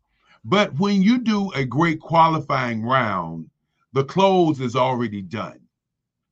Okay? And you close on the statements that the person that you talk to or the client that you talk to in the qualifying round. As you can well see, everything backs up to qualifying your client. Many times when you don't qualify your client, you spend a lot of time just talking. And once you close the client on the features, the benefits of what that client is looking for, then the most important thing to the sale is signing the documents. No sale is complete until you sign the documents. And after signing the documents and getting all the things in place, the next piece is to ask for referrals. Many times we go into the sale and we do a great job and we get the sale when we ask for the order, we get all the paperwork signed, and we say, thank you very much, and we rush to the next customer. We don't take time to look at that customer who 9 times out of 10 has more clients who want the same thing that that person wants. So we don't ask for referrals. The referral business is always the great business. And let's back up just a moment and talk about customers. Many people who are in business, who started business, would come and say, I've been in business for over 25 years, and I'm still looking for new customers. I want to submit to you that if you're in business for over 5 years, or 10 years, or 20 years, that the real customer that is right in front of you when you're looking for new customers is your old customers. Today, I want you to take the time and look at your database and look at all the customers that you've had in the past and give them a call and ask them, how can you serve them? Ask your old customers, your old customer base, or your customers that you have served who are your fans, who are your raving fans, who when you first started your business were the first customers that you had, are probably still customers that you have not talked to because you continue to look for new customers and have not really developed all of your old customers. So as we talk about sales today, I want to leave that with you about the sales scenario, the sales situation. Today's theme is advertising, public relations, marketing, sales, merchandising. And these are key critical parts of your company. You cannot continue to be a great business if, in fact, you don't address these 6 pieces. When you're addressing these things, you don't have to look at your public relations as a challenge. You don't have to look at your advertising as a challenge, your marketing as a challenge, your merchandising and your sales as a challenge. What you must begin to do is break down each one of these before you begin to do business. Because if you don't, what happens when you don't understand the sales cycle? What happens when you don't have merchandise? What happens when you are not marketing or putting your company in front of your client? What happens when you don't look at your bells and whistles, your features and your benefits, your advertising? What happens when you don't have great public relations or press? As my great grandfather used to say, you must be relentless. You must be involved in the number 1 business in the world, which is thinking.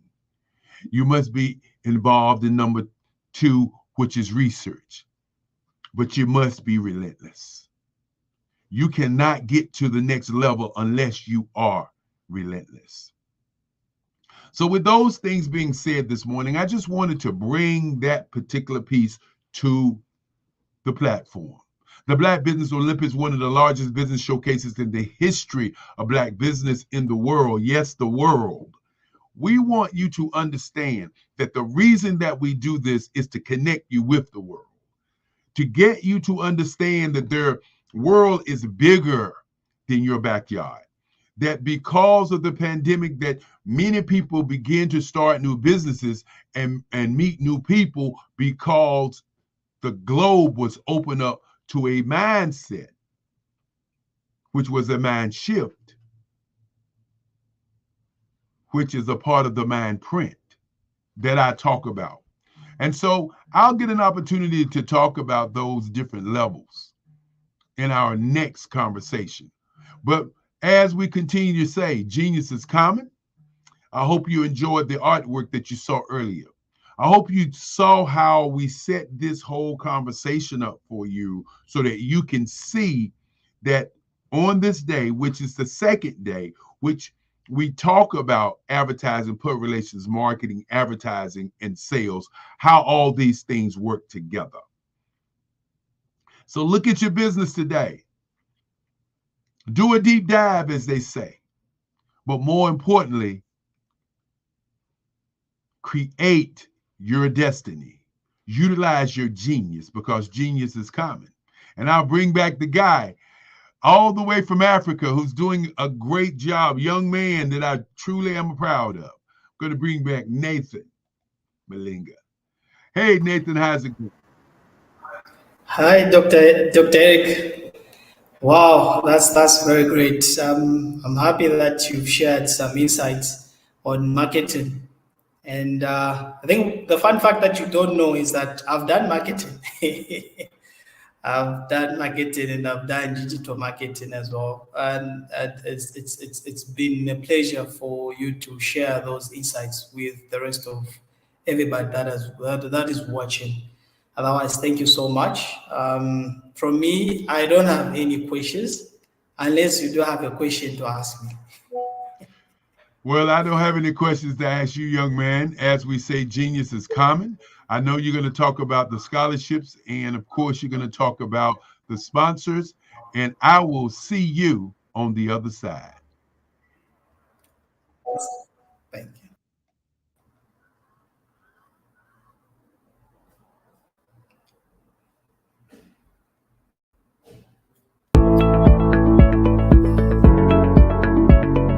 Prepare for what's coming and dominate in economic winter. Stand strong and thrive by showcasing your great products and services globally through the Black Business Network and Black Business Olympics.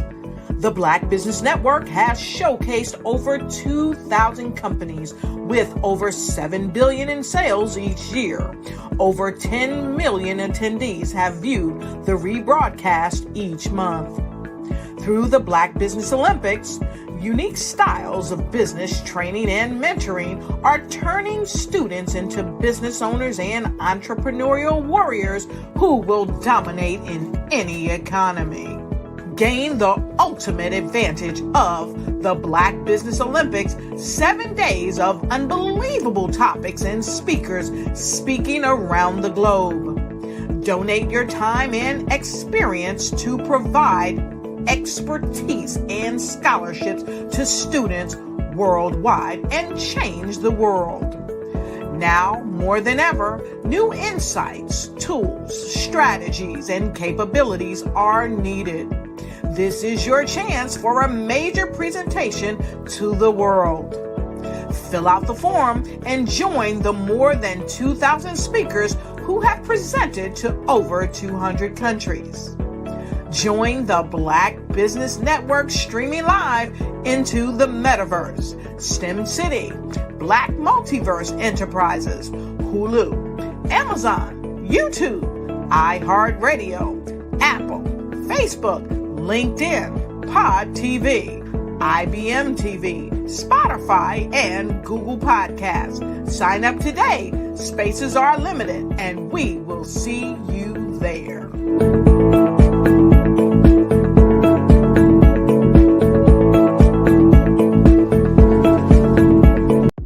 The Black Business Network and Black Business Olympics are essential platforms for Black business owners globally.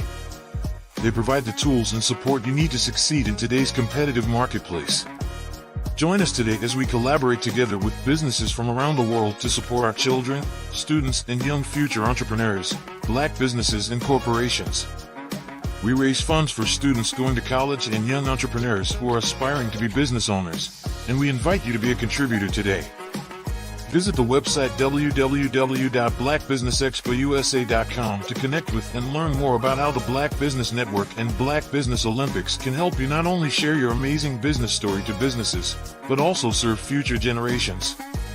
Hello, my name is David Jones, CEO and co-founder of the Hello LLC, where we help businesses build a culture, brand and experience, and leverage technology to pivot into Web 3.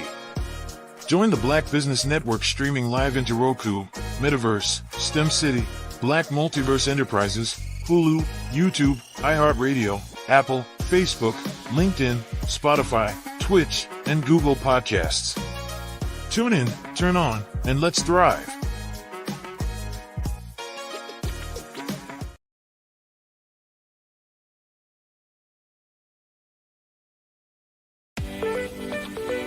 You are in the right place at the right time.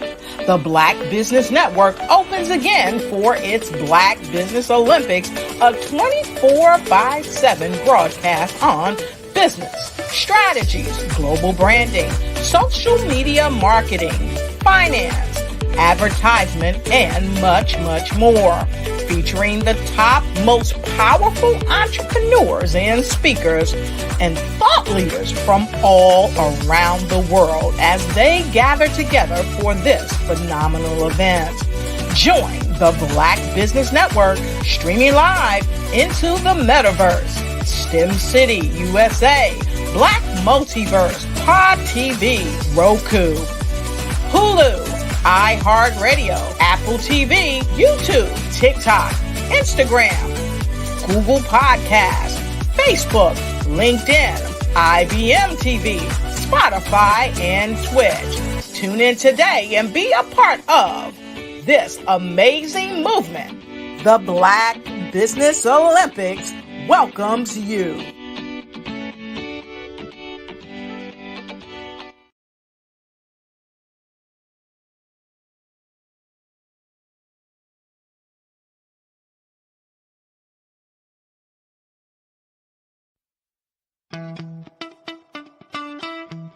How many times have you been asked to help someone you didn't even know? A student, a business entrepreneur?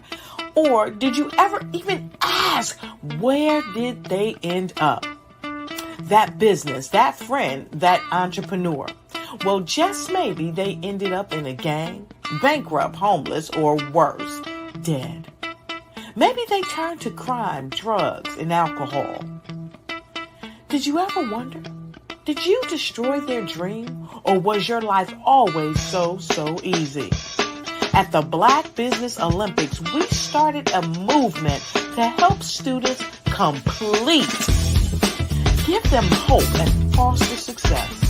Help them to leave their dreams of providing laptops, computers, and up to $5,000 in scholarship funds. Today, we ask you to help a student, a business owner, or an entrepreneur to realize their dream by sponsoring them, supporting them, and buying from them. Consider this.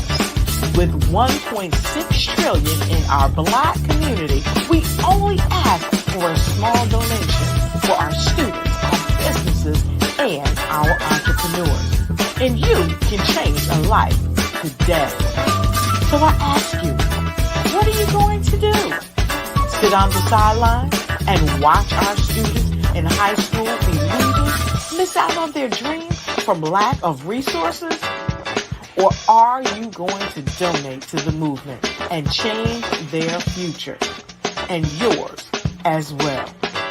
Give us a call today at 919-308-9090. Change their life by investing with action to the Black Business Olympic Fund. The Black Business Olympics, one of the largest business showcases of Black business in the history of the world.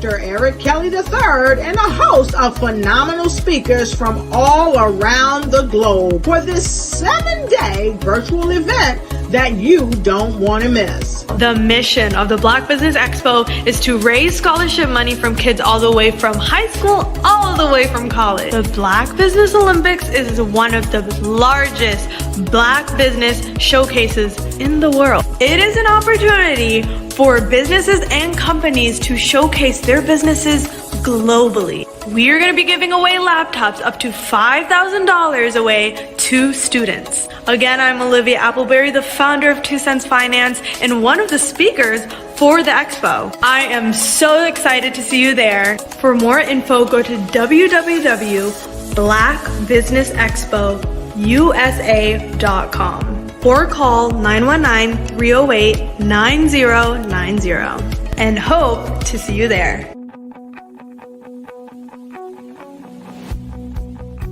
I am Black Business. From the moment I wake until the time I sleep. Yes, I am Black Business. I am Black Business. Tell me, are you Black Business? I am Black Business. Do you support Black businesses? Listen, I support Black business because I am Black Business. Black Business Expo, one of the largest business showcases in the history of Black business in the world. The world! Sign up today at www.blackbusinessexpousa.com or call 919-308-9090. I am Black Business. I am Black Business. From the moment I wake until the time I sleep, I am Black Business. I am Black Business. Are you Black Business? I am Black Business. Do you support Black businesses? I support Black business because I am Black business. Black Business Expo, one of the largest business showcases in the history of Black America in North Carolina. Sign up today at www.blackbusinessexpousa.com or call 919-380-9090. I am Black Business. I am Black Business. From the moment I wake until the time I sleep, I am Black Business. I am Black Business. Are you Black Business? I am Black Business. Do you support Black businesses? I support Black business because I am Black business. Black Business Expo, one of the largest business showcases in the history of Black America in North Carolina. Sign up today at www.blackbusinessexpousa.com or call 919-380-9090. I am Black Business. I am Black Business. From the moment I wake until the time I sleep, I am Black Business. I am Black Business. Are you Black Business? I am Black Business. Do you support Black businesses? I support Black business because I am Black business. Black Business Expo, one of the largest business showcases in the history of Black America in North Carolina. Sign up today at www.blackbusinessexpousa.com or call 919-380-9090. I am Black Business. I am Black Business.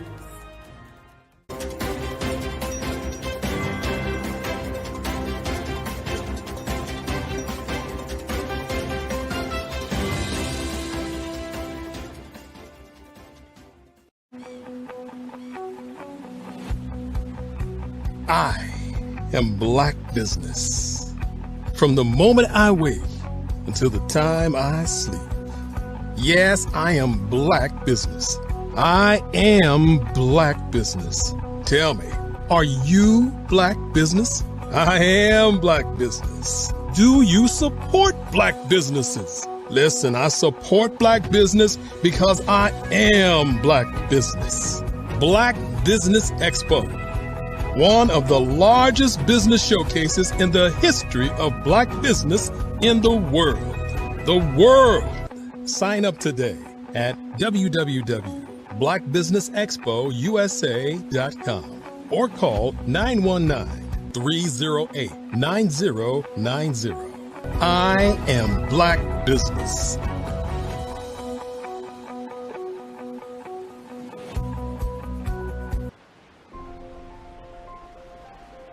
What if you could build your own city?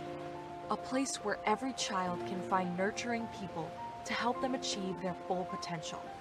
A place where every adult can access job training support, where health education is abundant, where social justice ruled the land. A place without limitations. Welcome. You have arrived at STEM City USA. It is what every city should be. A safe and trusted community where you find people and resources to help you become everything you are and beyond. STEM City is unlike anything you have ever experienced. It is a digital twin of the world around you, only better. STEM City is about energy and soul renewal. It is more than a digital world. You can almost feel the power of live cultural events, music, and theater. STEM City promises a better future for children with caring mentors and hands-on activities with dedicated tutors to support our youth. STEM City is your passport to a healthy lifestyle with weekly events addressing our community's many issues. STEM City is your financial well-being with helpful information on wealth management, career advancement, job training, and so much more. STEM City is the community you deserve. It is the city where your dreams can come true. STEM City USA, a place in the sky that is accessible to all who reach for the stars.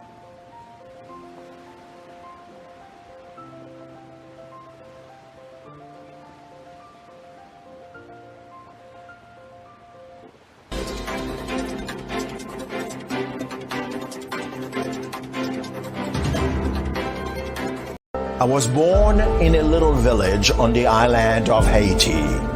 Many deadly diseases pounded me. It is as if they were on a mission to end my existence on this earth. I refused to give up. In 1983, I left Haiti and came to the United States of America. And I came with $5, 2 shirts. I didn't speak in English. I came to Atlanta. I got a job. I was a doorman. I was a doorman with a dream. What I used to do, I used to come on stage. I'd rehearse this moment that I'm standing in front of you. That's the power of a dream. Maybe today is the day you begin acting as if you already have it. And then step out with full force. Take a risk. No condition is permanent. Don't let your situation distract you. You are chosen. You are called. You are born for a purpose in this life.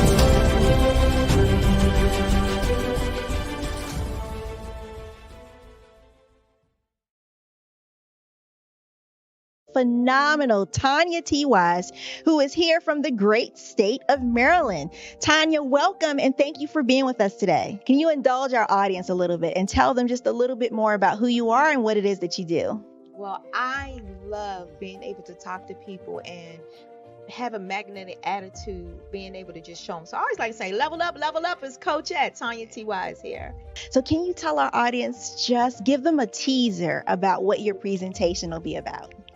So my philosophy is that we should all be living our dream life. So tomorrow I'm going to talk about how you start living your dream life. What are some of the things that you thought about in your childhood that you just kind of let go and dormant? Wow. And I want to reignite that and just give you some pointers and some tips, some tools, some strategies to be able to start living your best life now. And guess what, Rhonda? And leave an inheritance for your legacy. Oh my goodness. Okay, I know that's resonating with a lot of people. I've heard that you have a dynamic coaching program. Can you tell us a little bit more about that? Absolutely. So our coaching program help people that have the lack of time, that lack strategies, and lack the confidence to go after their dream life. So we help them implement tools, we help them implement strategies, as well as give them resources so that they can live their best life now and leave that inheritance. Wow. Oh, I love that. I love the leave the inheritance part. Listen, you are dropping some major nuggets, and I know a lot of what you're saying is resonating with a lot of people, but I think we're all curious. How did you even make this transition into the speaking and coaching arena? What's the story behind this? So I started out in finance, and I realized that a lot of people don't necessarily go after their dream life because of the lack of finances or the education behind finances. But it wasn't until I lost my firstborn, my only son, that life changed for me. And where I was going after it all, living the corporate life, hit my 6-figure income and living in my dream house with my dream man, driving my dream car. I nearly lost it all when I lost my son. And so I realized it only takes one financial catastrophe that can change your entire life.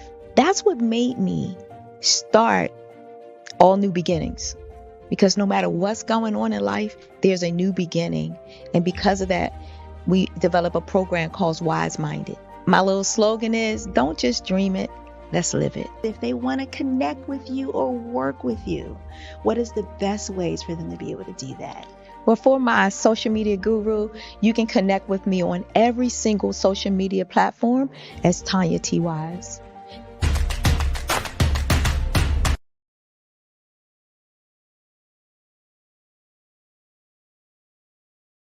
Five-Star BDM, Brand Development Masters, is a professional consulting and advisory group keenly focused on business development services for the small to mid-sized business and entrepreneurs. Although every business is unique, they often share business development challenges that can be addressed through smart branding. Services include process improvement and operations, digital strategy and transformation, business intelligence, digital marketing, and personal branding. Our business and personal branding company has helped a number of professionals and organizations to optimize and grow. This results in more business, more opportunities, better reach, positive outcomes. Visit www.fivestarbdm.com today to learn more. Are you a forward-thinking entrepreneur or business owner?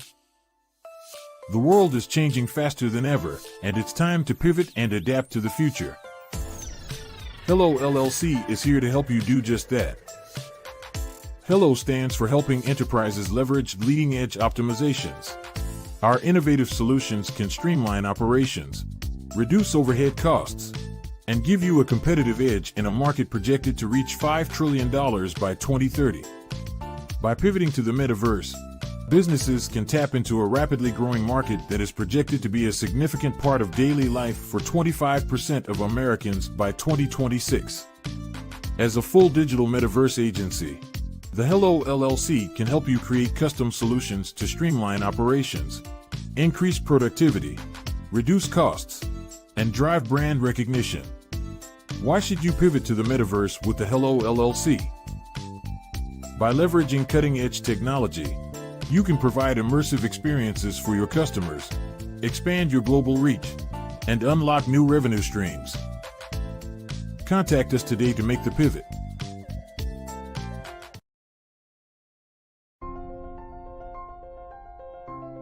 you could build your own city?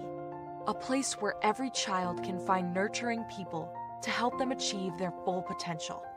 A place where every adult can access job training support, where health education is abundant, where social justice ruled the land. A place without limitations. Welcome. You have arrived at STEM City USA. It is what every city should be. A safe and trusted community where you find people and resources to help you become everything you are and beyond. STEM City is unlike anything you have ever experienced. It is a digital twin of the world around you, only better. STEM City is about energy and soul renewal. It is more than a digital world. You can almost feel the power of live cultural events, music, and theater. STEM City promises a better future for children with caring mentors and hands-on activities with dedicated tutors to support our youth. STEM City is your passport to a healthy lifestyle with weekly events addressing our community's many issues. STEM City is your financial well-being with helpful information on wealth management, career advancement, job training, and so much more. STEM City is the community you deserve. It is the city where your dreams can come true. STEM City USA, a place in the sky that is accessible to all who reach for the stars.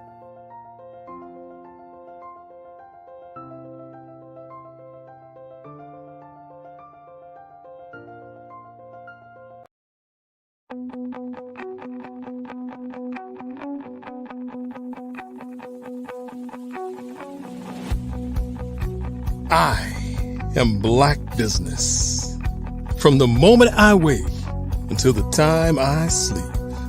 Yes, I am Black Business.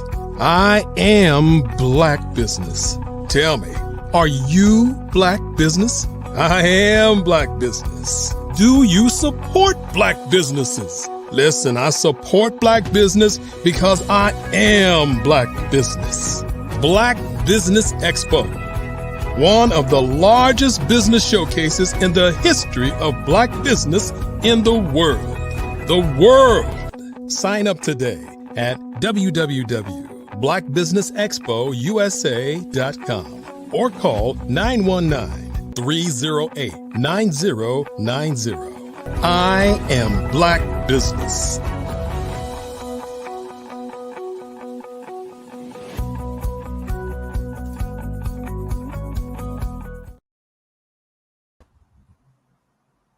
Hello, welcome back. And we've still continued with the show. Good day, business owners, entrepreneurs, thought leaders, and corporations.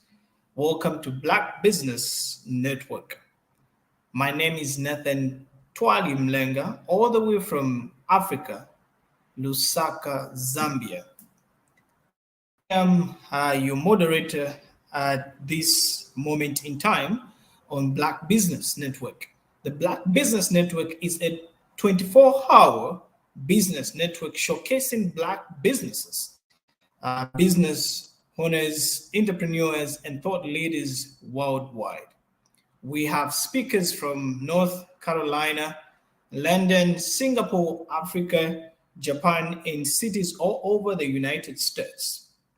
The Black Business Network is a global community sharing its business knowledge to empower, inspire, and educate business or businesses about business. At this moment in time, dear viewers, I would like to introduce one of the tremendous speakers, should I say, one of the speakers that we have been waiting for to come and share with us what they have for us. So the speaker that will be coming in is no other than Miss Tandra Price, or Dr. Sorry to say that, Dr. Tandra Price is the one that is coming in to share her experiences. Dr. Tandra Price is a seasoned sales professional with over 20 years of experience.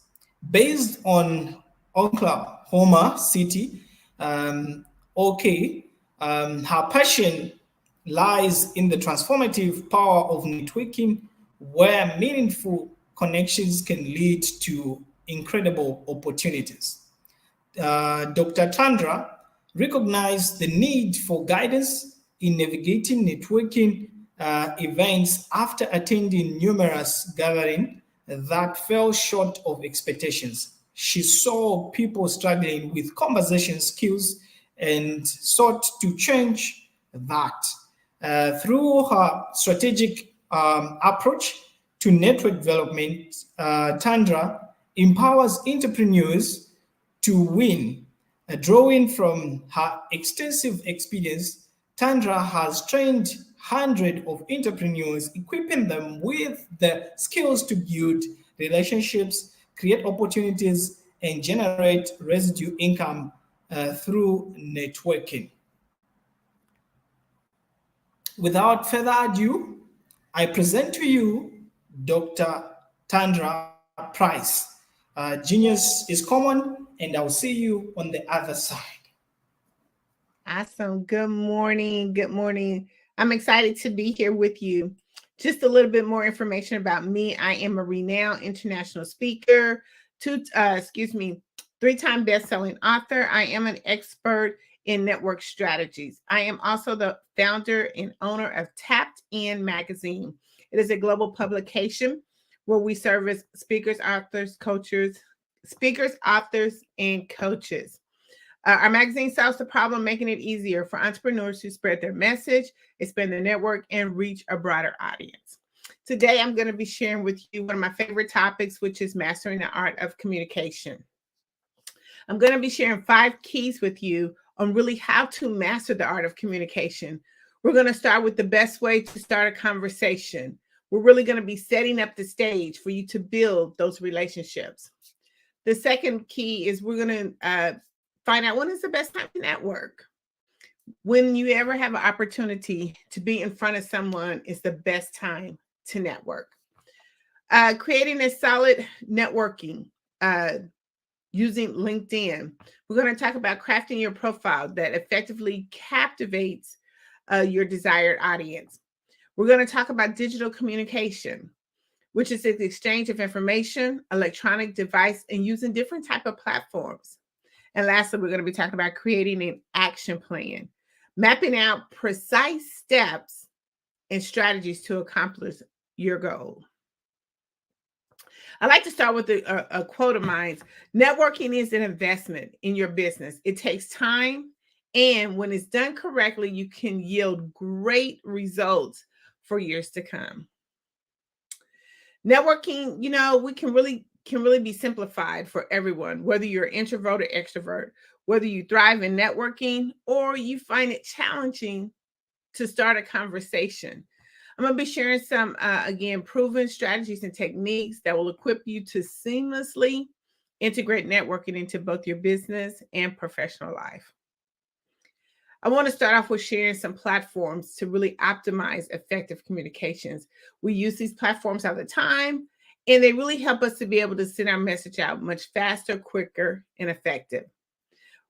We first platform that we really use a whole lot, which is email, whether it's Google, Outlook, or whatever that may be. You use that as a form of optimizing your communication and being able to reach your audience on a consistent basis. We have Slack. It's another big platform that is used quite often. Microsoft Teams, which is a lot of corporations and companies use that to be able to really integrate and talk within their company. Zoom, which is very popular, where you can be able to host webinars and events and do a lot of one-on-one connections there. Skype, WhatsApp, Google Meets is another good platform that allows you to be able to do that interconnection with really sending your message out and connecting. Facebook Messenger, which we all pretty much use if you have a smartphone or if you don't have a smartphone. But Facebook Messenger is another way to be able to communicate a message when you want to talk to someone directly. Twitter, Streamline, of course, the major thing that we use all the time, which is via our phone via video chat. A lot of times video chats is so important because more times than often people really look at your videos more than content because they want to see that interaction with you. Team chat is another good popular platform that really optimizes effective communication because it allows you to, again, to be in a setting to where you can talk amongst your team.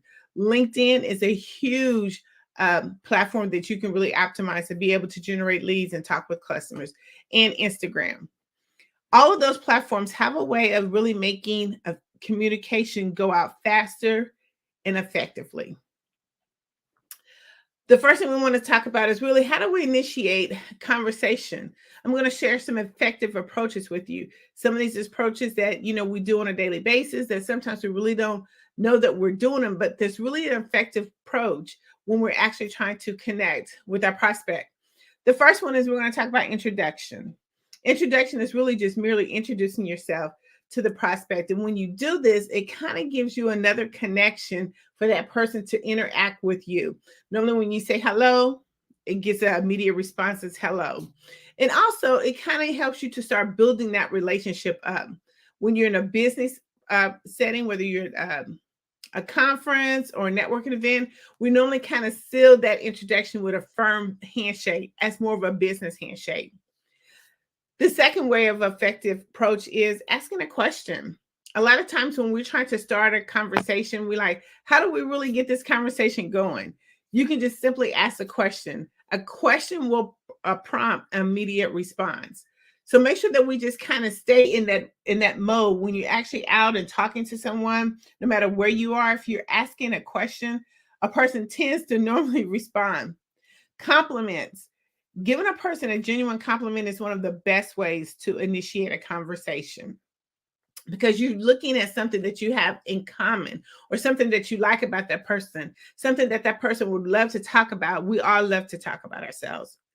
Doing a compliment is the best way to get the conversation going. Ask for advice or an opinion. People love to be helpful and to give their advice and to give their opinion. Always ask, ask or for advice or opinion is one of the best ways to really initiate that conversation, to get an immediate response going, to get some feedback going. Humor, you can never go wrong with humor. I always think like humor is kind of like the icebreaker because when you can kind of find humor in having a conversation, it initiates kind of a release of the tension. You don't feel so tight, so tense when you're trying to have a conversation. Initiating conversations is hard because you have to really figure out when you see somebody that you want to talk to, what is the effective approach that I should use? These are some of the approaches that you can use. It's something that you do all the time, but sometimes we have to sit back and think about what we're going to say. But if you just naturally go into the conversation, it becomes more effective. The last one I want to talk about is observation. Always take a look around you and look at your environment and see if you can start a conversation that way, whether it's the weather, whether you're at a networking event. There's always something that you can look around to just start a conversation. I mean, I could be in the grocery store line and I could just start a conversation just by looking at maybe what some of the other people are buying. Maybe that's a special recipe that they're trying. And you can kind of just initiate the conversation that way. But initiating a conversation and using effective approaches is really easy. It's something that we do, again, every day, but we don't really look at how we do them. But it's a way of how we're going to master the communication when we're trying to talk to someone. Because when using these effective approaches, it can lead into, oh, by the way, what do you do? I'm glad you asked. So we want to make sure that we have an agenda when we're looking at trying to start a conversation. Are we looking to, just be friendly? Are we looking to set an appointment? Are we looking to share our business? What is our agenda? And using those effective approaches will help you. Another thing that we talk about when we're looking at mastering the art of communication, where are some places to network? A lot of times it's more than just social media. We can network at a lot of different places. And I'm going to share some of these places with you. You can network at conferences and conventions, professional meetings, trade shows, exhibits, business networking events. We all tend to go, whether it's virtual or online, we tend to go to these events. alumni gatherings, chambers, or commerce events. Those are some of the major events. They kind of specialize in having these group networking events, and it's a perfect time to network, to get to know who's in your community, get to know what businesses are out there, what's new and what's old, what's upcoming and trending. Meetup groups is another place to network. Workshops and seminars. A lot of us as entrepreneurs, we're always putting on different workshops or seminars. And as we're finishing those are the best time to network with potential clients who could be interested in your products and services. Career fairs. Just going to a career fair and just networking, you would be amazed at a lot of the people that you would be able to connect with that could probably use your products and services. Volunteering opportunities is another amazing opportunity for you to network. Toastmasters or even public speaking clubs. They're always looking for different people to come in and talk and present and show their business. Social clubs and recreational groups. If you have a special trade or something, you could be able to go to any type of recreational group and ask them to be a speaker to present your products and services. Online networking platforms is a huge opportunity to network. Community events and festivals and charities, fundraisers and galas. Galas. You can be able to network. It gives you an opportunity because you're all at a amazing and atmosphere that you can be relaxed and calm. As I talk about these places and you go to these different, locations and events, these are places that you can feel comfortable with. You could be in your comfort zone. And there's no better place than mastering the art of communication when you are in your zone. When you're actually feeling comfortable, you can be more open. You can be able to have that conversation without feeling so tense. It's almost like the icebreaker. When you're going into a location or a spot that is comfortable for you, it helps you to be able to master the art of communication. It helps for everything to just flow out very easily and seamlessly. Now, I want to talk about the benefits of networking. A lot of times we're like, I don't have time to network. There's no need for me to network. Yes, networking is a 24-hour process. We have to continuously keep networking. We have to make sure that we put that as a part of our business practice. There's so many benefits when you're networking. You're establishing connections, and it's not just a one-time hit or process. A lot of times when we're like trying to network or trying to build up our communication, it's something that has to be I call it marinated, something that has to be ongoing, incorporated into our daily process. It's not just once you reach that goal or once you reach that person. You have to continue to keep networking. You have to keep building up your resource. You have to keep building up your network. So let me just kind of share some benefits with you that if you network and you continue to keep doing it, these things will happen. One, is going to help you to increase your visibility. It helps you to be more recognized. It increases your chance of being considered for different opportunities. The more you network, the more visible you are. Collaborations. It leads you to partnerships and joint ventures that can be expand or reach, or it can expand or reach different offers and different avenues for you. A lot of times collaboration is the key when you're thinking about going to networking or mastering the art of communication. How can I collaborate with someone else? It gives you access to resources, information, tools. It helps you to, again, grow your business. It helps you with the latest trends. Another benefit of networking is brand awareness. It helps you to promote your brand to other businesses and broaden your audience. A lot of times, even with your introverted, you don't like to talk. I mean, just having your brand out there helps get that conversation started. Access to decision makers. A lot of times when you're at these different events or you're on different social media platforms, it gives you to industries and it helps you to be able to pitch different ideas that other people could be looking for. It makes opportunity so easy. Again, industry trends. It helps you to know what's new, what's the latest thing that's going on. How can I incorporate my business with that? Because we always want to be that one-stop shop for our clients. So we want to make sure that we know what's new, what's the latest thing that's going, because you don't want your clients or customers to be going to other resources. You want to be able to go there, or you want to be able to have the information when your client is looking for it. And if it's something that you don't have or that you do, specifically, then you can be able to have your resource data bank and be able to say, I got the exact person for you. And the last benefit of networking, it helps you grow your business. I mean, as being an entrepreneur, networking can help you attract new clients, customers, investors, suppliers, and support your business growth. These are just a few benefits of networking. But when you actually start mastering the art of communication, these benefits will come in so seamlessly, and you will start seeing the growth and expansion of your business. But we have to make sure that we're doing it every day. We have to incorporate it into our business every day. It's one of the major parts of our business. We can't do business if we're not talking to anyone. So that's why we want to continue to master these skills. They've been proven effective skills that really work. But we have to create a plan. So it's not just we go out there and we network and we don't have a plan, or we're trying to master the art of communication and we don't have a plan. We got to create a plan. Any business, they always tell you, what's your business plan? So I always like to say, what is your plan when it comes to mastering the art of communication? When you're going out networking, or if you're doing networking virtually, or if you're at any of those type of events, what's your plan? Let's set a goal. That's the first plan. Let's set a goal. What are you really wanting to achieve? Whether you're at a networking event virtually or you're talking to someone, what are you trying to achieve? Are you looking to get a new client? Are you looking to just grow your business? Are you looking to just find contacts? What is your goal? When you actually go to these events and you have a clear vision of where you're trying to go, it makes it so much easier when you're trying to master the art of communication, because now you know exactly what you got to say, or you kind of can prep yourself to know what you're going to say. The second action plan is we have to do research. If you're going to any events, do research.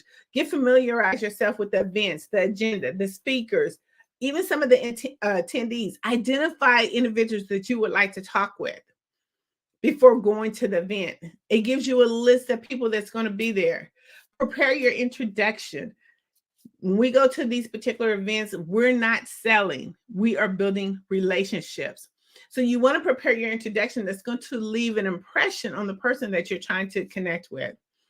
And I know a lot of times we go and we want to be able to pass out our information, but they're more looking at an environment of where they can gather resources.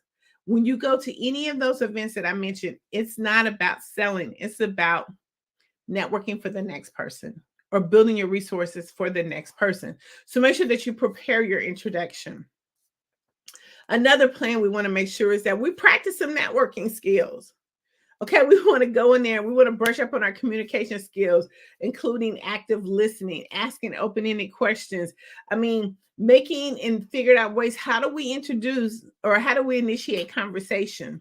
A lot of times I like to kind of role play before I go, whether if I'm driving or if I'm going to a virtual event, I kind of sit and think about what I want to say because I've done my research and I kind of know what the vibe of the conversation or the networking event is going to be at. So now I'm trying to practice these skills so I can come out very fluently to the person that I'm trying to connect with.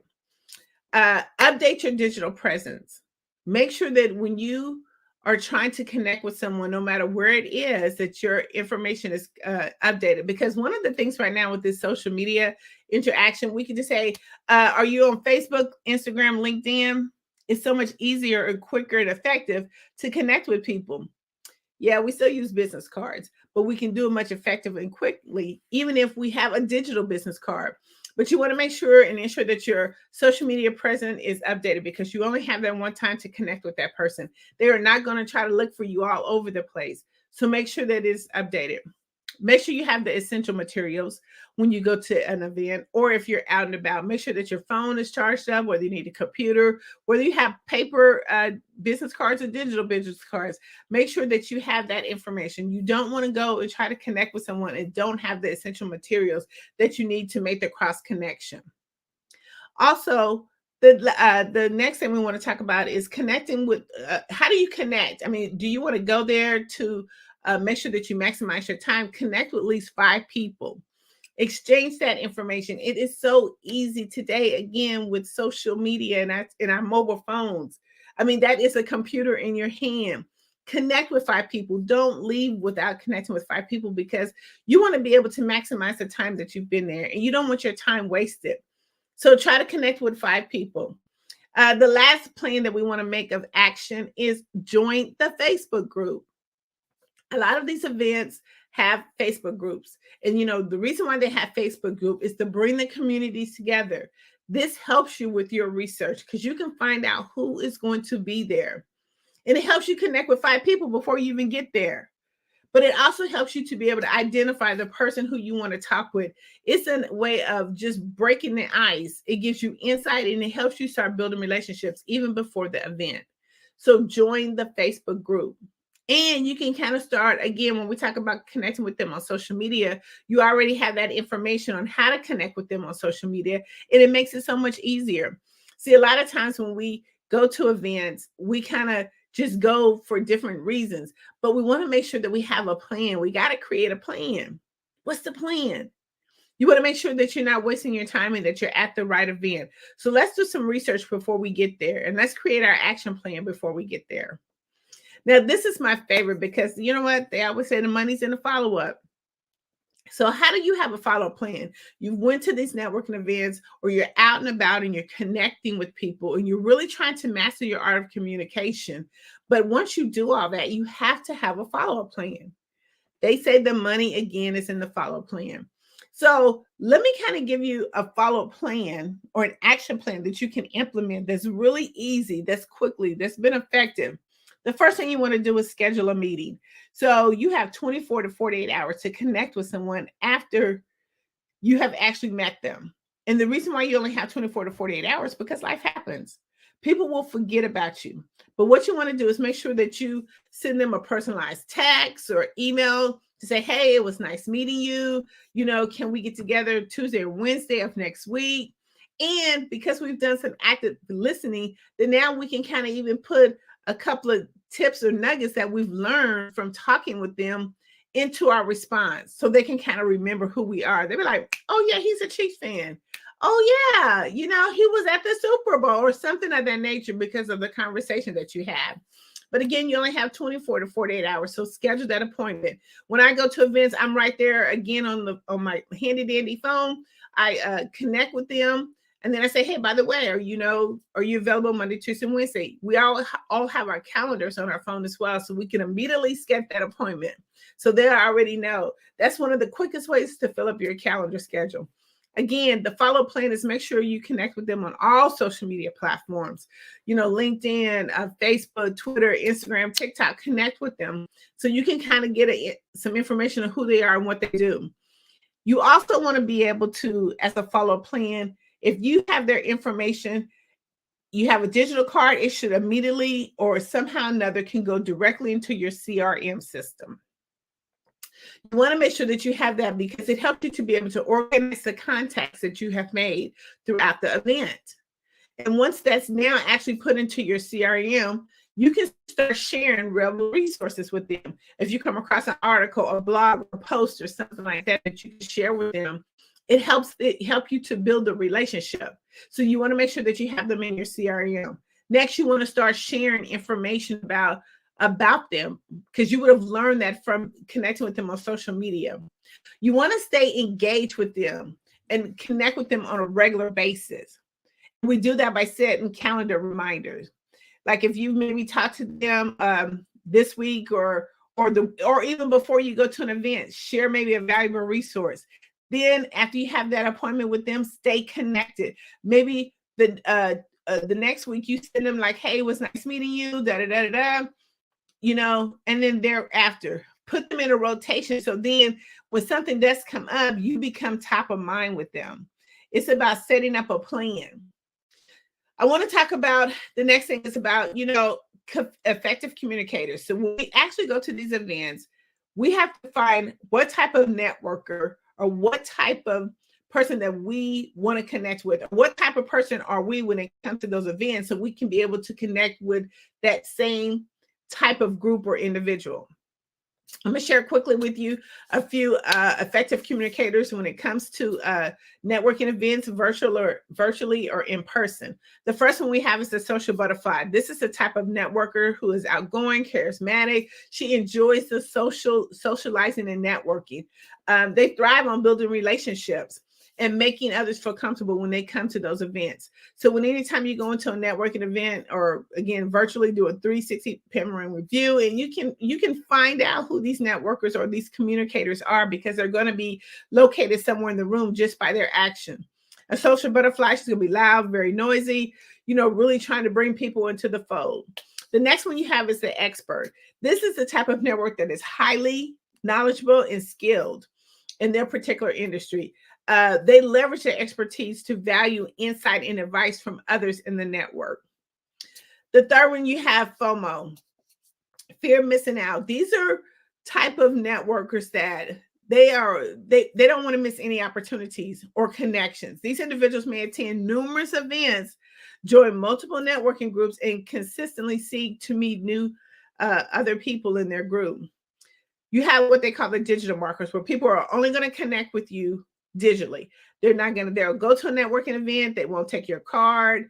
All they're going to do is connect with you digitally. And that's really kind of the better way to network, because that's where everything is, digitally on the internet. But these are the type of people that will only network with you digitally. We have the buffet eaters, just going to the networking event just to eat, to enjoy the food. They don't want to have no networking time. They only want to be able to eat at the buffet. You have relationship builders.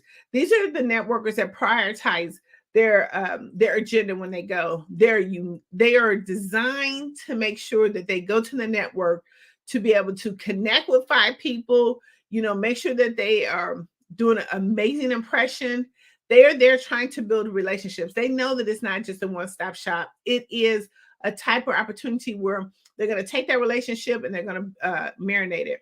You have collaborators. You have people who are only looking to go to collaborate with other industries or people or entrepreneurs. So when they go into a networking event, they're kind of looking around and listening to find out what's going on and how they can collaborate their business with them.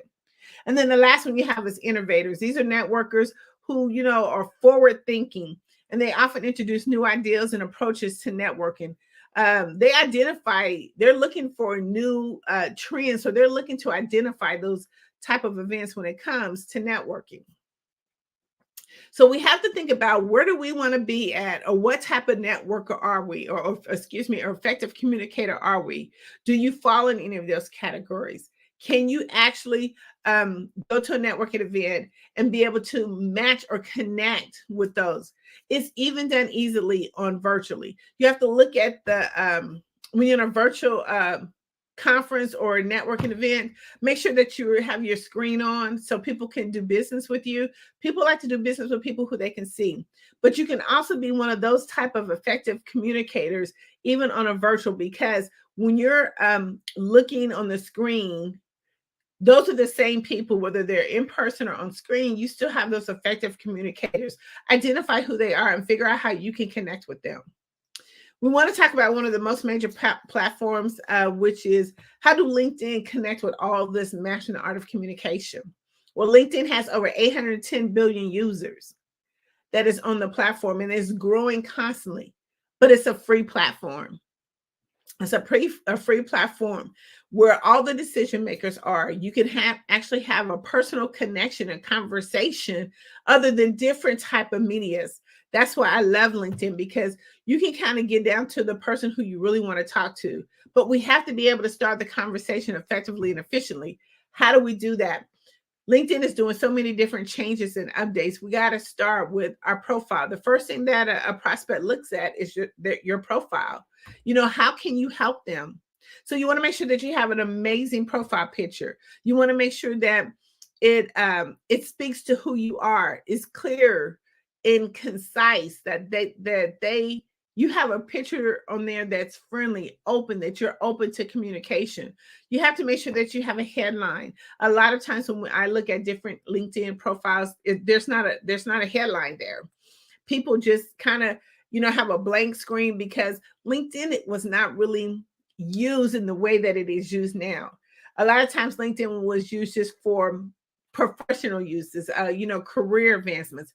And it's still used for that, but it's also used for a lot more different things. But when you go there and when you're looking up a client, or you're looking for someone to connect with, you want to make sure that you have all the information in the top part of that LinkedIn profile that you have that makes a person want to, hit that button, follow you, or send you a message? How can I connect with you? Hey, I noticed your profile, but these are the type of things that you have. You don't want to have a blank profile. And I can give you more information on that when we do our LinkedIn profile boot camp.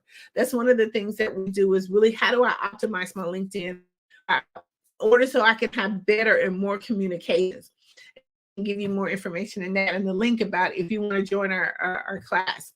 But we want to make sure that we have a way of actually starting that conversation and communicating effectively. Make sure you have a headline. Make sure you use your highlights. A lot of times LinkedIn, again, is moving things around, so it does look a little different, but they're putting the things at the top that are more important, that they've done surveys and research that said, hey, look, these are the things that are more important. So they're switching their format and platform, but you want to make sure you use highlights. What are those videos, reels, anything that you have effective posts that you can put in that little clip that talks about who you are and what you do, blogs, articles, anything like that. Make sure when we talk about our summary that we're highlighting our strengths and a glimpse of how we can really help them. Maybe even throw some testimonials, 1 or 2 testimonials in there. Talk about your experience and work. Focus on your accomplishments and the results that you have done for other people. Your skills, make sure you list everything that you have there. A lot of times we don't listen to them, but list a lot of them. Go take your time, list them out, because you want to be able to get some endorsements. And when people endorse you, that kind of helps you with the ratings of your profile. So make sure that you go through there and list all that information. We talk about education. Make sure that we put all of our education there. A lot of times we just put, like, if we have a master's or bachelor's, but what if you had some certifications? What if you had some honorary things that you've done? We want to make sure that we list all of those, because that kind of talks about the type of individual you are, the person that you are. We also want to get some recommendations in there. That's really important, making sure that people who have done work with us, who have done business with us, that they like what they did with us. And so therefore you can put that information in there as well. It makes things so seamlessly, because when they go to your profile and it's enough to trigger them to stay on there, that's the whole thing. When we talk about matching auto communication, how do we keep the conversation going? I need to get as much information about this person that I can in order for the conversation to continue to go and to keep going and going and going. So you want to make sure that you put that information in there, get some recommendations so other people can read how you've helped them, how your amazing products and services have helped them. Let's talk about doing some, again, video reels. Make sure if you've been on did any interviews or things of that nature, make sure that you put them in there. Also announcements, like if you've been listed in any magazines, like Tapped In magazine, make sure that you put all that information there. If you've been in any news, press release, and articles and things of that nature, because after they go and look at you on LinkedIn, hopefully all your information is updated correctly. They'll go to your website, then go Google.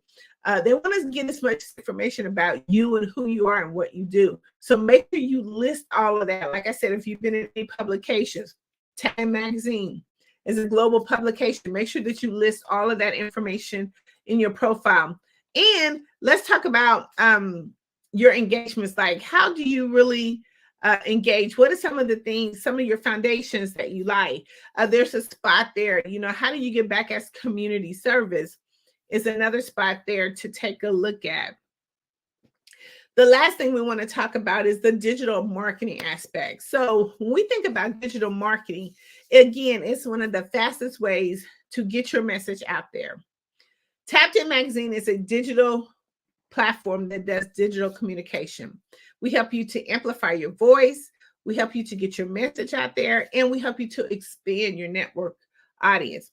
So when we look at being on a digital platform, we know, one, it can move faster. One, we know we can expose it to a whole lot of more people. Tapped In Magazine has over 700 plus online distribution users. We are in the UK. So just with that length of people that we have just as a distribution, we can make sure that you're seen, heard, and noticed. How do we do that? We do that by featuring you on the front cover of the magazine.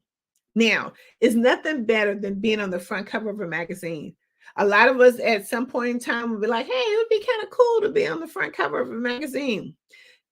That magazine, not only have you been on the front cover, now becomes a statement, because when you try to connect with other people, or you're trying to go to different meetings and trying to get different contracts, you want to show your credibility.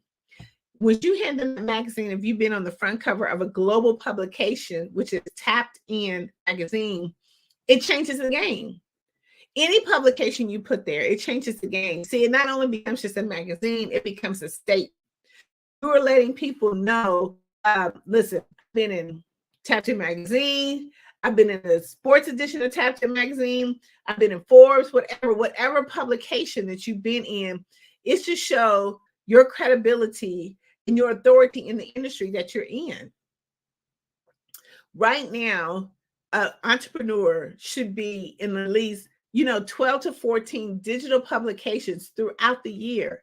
That means that you're expanding yourself. That means that you're expanding your audience. Each time you're in a publication, it gives you opportunity to a whole nother audience. 700,000 plus online distribution gives you to a whole nother audience. We were just at the Super Bowl, where we were amongst 343 media outlets. We were able to do a Tapped In magazine publication, and we handed that information directly to the media source.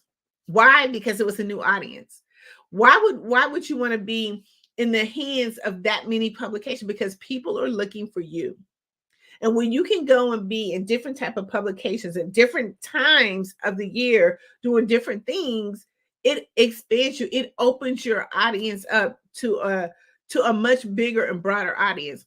If you look at a lot of times back in the day, digital publication wasn't as popular as it is now. We did a lot of print. Tapped In magazine does print as well, because you definitely want to be able to have a table read piece that you can leave. But print was done to where you had to go to the magazine location or to the newsstand and buy a publication. That's how they got it. And they made sure that they put it in different locations, like all over the world. Now, just with a digital of a button, with just a click digital link, it can go faster. You can be the face of so many different industries because of how you actually been able to market and brand yourself. Digital publication is one of the biggest, most popular ways to get your message out. And Tapped In magazine can help you with that. Right now, we do a publication every other month. And one of the things that we're looking at doing right now is for Women History Month. We know that women have changed the game. They've changed the space. They are creating history like no other. Like right now, we have so many women that have been a part of creating history by putting books out there, anthologies out there. They've started businesses. They've incorporated different things. We've come a long way, even from people in our history that have been amazing trailblazers. But now we're doing it today, and we need to be able to leave the footprint for the next generation. You want them to read about you, what your story was. You want them to read about what you did, how you were a transformation to other people. We're laying down the footprint. And one of the things that Tapped In magazine is doing is we're celebrating the queens of influence.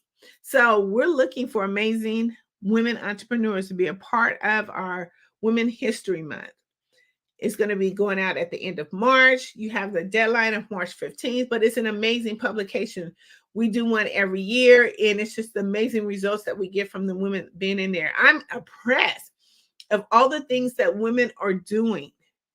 They're making their stands. They're putting their foot down. It is amazing. And we need to celebrate them. We need to be able to give them the applause for the things that they're doing, from sports to politics to entertainment. It's just amazing. And our young youth that are doing amazing work, becoming Miss Teen USA, Miss, Teens or Miss Americas. We need to be able to celebrate these women because they are the mark of history. So join us for our Women's History Month, and it'll be a digital and print publication. Tapped In Magazine is doing something amazing that's moving the needle. We're moving the movement in 2024, and we want you to be a part of it. So when you think about digital publication, we want you to think about Tapped In Magazine. You can always reach us at tapin magazine.org. It is one of the major, publications that can be found on Google. It can be found on any type of platform. Google us up and look at some of our amazing publications that we've done. We also do publications for speakers, authors, and coaches. If you have a conference or something coming up and you want to be able to amplify those speakers that's in your conference, let people again know this is your conference. We design a publication specifically for your event. We design it, lay it out with you, and we help you to be able to promote that as well, not only to our audience, but to the audience that you are targeting. You want to leave a memorable gift for your audience when they come. Again, it not only becomes a publication, but it becomes a statement. This is what people will remember about your event when you have this amazing, captivating publication that you can leave with them. And it helps to be able to set the tone for your event and for the events to come after that. Because we want to make sure that the people that are in your event, that we highlight them to the fullest. We want to make sure that they are recognized on all different type of platforms. So let's think about, when we think about digital publication, that we're thinking on those lines. Let's expand. How do I go further? It's almost like a race. Mastering the art of communication and digital platform, it's almost like it's a sport. It's a contact sport. The more times you get, the more times you connect with your component, the more times and opportunities that you have to win. I guess I'm trying to use this analogy kind of good, but it is a contact sport. We have to connect and contact with our components in order to grow and to be in the winning space. So the more that you have an opportunity to connect, to make a contact, then the more opportunities that you have to grow your business. And we want to make sure that we expand that, because when we get good and when we get great, guess what? More people want to see us. More people will be like, okay, just think about that. I mean, when you look at in the sports industry and we think about the same way as mastering art of communication, when they became great, when they became exceptional, then guess what? And when people saw them, the more they kept putting themselves out there, then guess what? Recruiters start coming, right? Recruiters start coming in and say, okay, I want to connect with you. And that's the same way that we do when we're looking at expanding our network base. But we want to go and master this thing. We want to master the art of communication. And we do that in those particular ways. How can I be good at being good? How can I make sure that people know who I am and what I do? We have to make sure that we follow the mastering the art of communication, these amazing strategies that I've shared with you, that you master those. We practice those and then we put them into place, because the more that we are seen, heard, and noticed, the more people are going to want to do business with us. The more that we put ourselves out there, the more people will want to do business with us. So we want to make sure that we're at the forefront of everyone. We want to make sure we're at the forefront of our clients, because if you're not, then they're going to want to do business with other people who are more visible, who are mastering the art of communication. And that's where Tapped In Magazine comes in. Again, we do our LinkedIn optimization program to help you to really master that platform of over 810 million users. We want to make sure that you're able to master that platform. We also help you to do that in several different ways. We optimize your LinkedIn platform. Then guess what? We're going to show you how to make those connections with those decision makers. We want to be able to put a plan in place, an actual plan in place that will help you to be able to grow your LinkedIn. We went from helping clients, who had maybe 200 followers to now they have over 5,000 followers, just with our simple method of being a part of our LinkedIn bootcamp. We want to make sure that we really optimize that in an amazing way that really highlights who you are and what you do and how you can help them. And then we follow that with a digital plan. We want to make sure that, okay, now we've got you real set. You're getting clients coming in, you're making those connections, you're setting those appointments. But now we want to take it just a little bit further. We want to make sure that just not only these 810 million users see you, but we want to make sure that your audience is still moving further, reaching other demographics, reaching a more, diverse audience. And we do that through our publication. Again, we have over 700 plus online distribution users, and we are in different locations. Again, we were at the Super Bowl of Media Week, had amazing opportunity to put your information right in the hands of over 343 media outlets. That's huge. We become your PR. We become your marketing agent to help you to be able to reach your goal. Just like here on the Black Business Olympics, it is something that is where you're reaching thousands and thousands of people through this publication. This is online. This is digital. You'll be able to showcase your business to a broader audience who are looking for you. They're looking for you. So we want to make sure that we're utilizing all of our resources that we have in order to be able to maximize what we're doing. We look at every opportunity that we can to be able to master the art of communication. To master the art of communication. Again, go to tapinmagazine.org to get all the information and to even set an appointment with me. Hi, Dr. Tendra. How are you? I'm good. It's good to hear from you and those who are very insightful.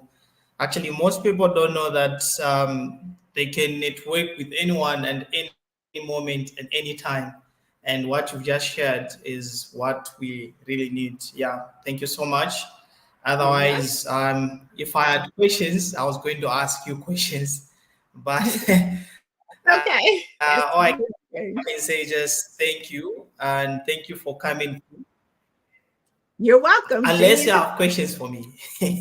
No, we're good. Listen, Genius is coming and we'll see you on the other side. Yeah, thank you. Thank you so much. That was Dr. Tendra, who was speaking on how to network and the issues to do with sales.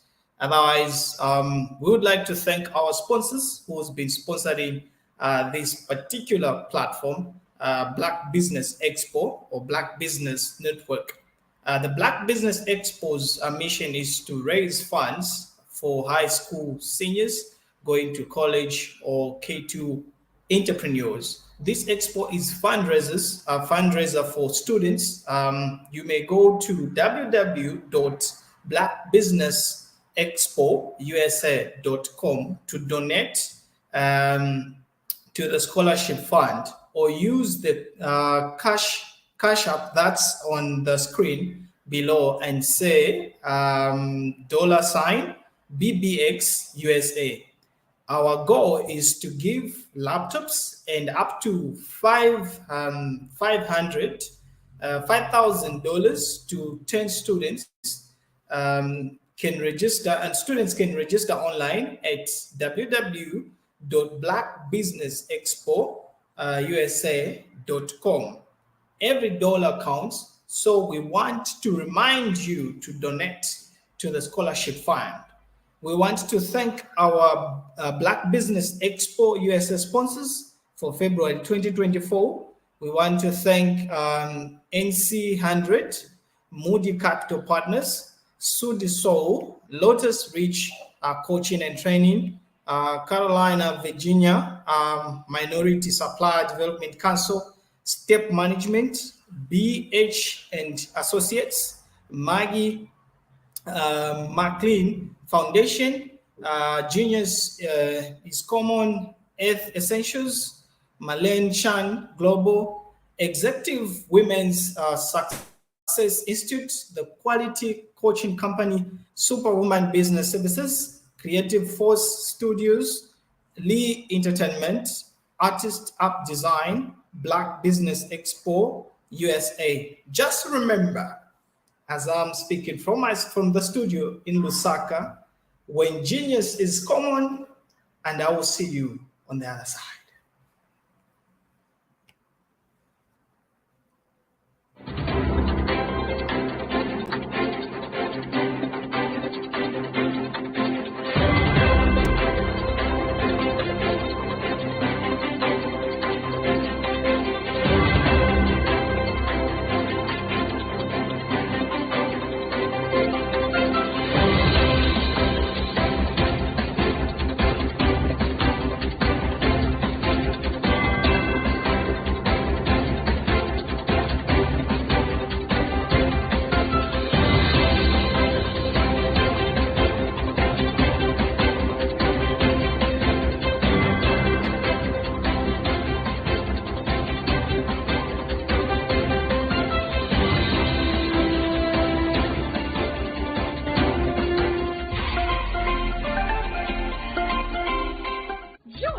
Dr. Eric Kelly III and a host of phenomenal speakers from all around the globe for this 7-day virtual event that you don't want to miss.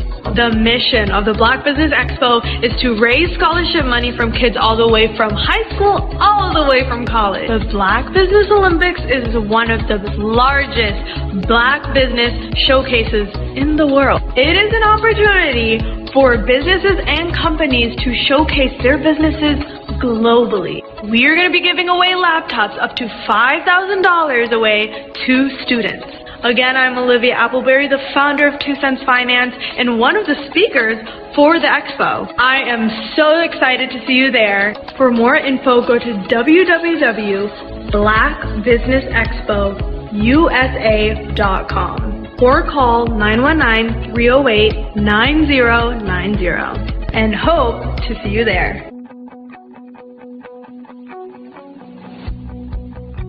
I am Black Business. From the moment I wake until the time I sleep. Yes, I am Black Business. I am Black Business.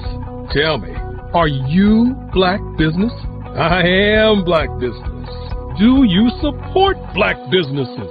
Listen, I support Black business because I am Black Business. Black Business Expo, one of the largest business showcases in the history of Black business in the world.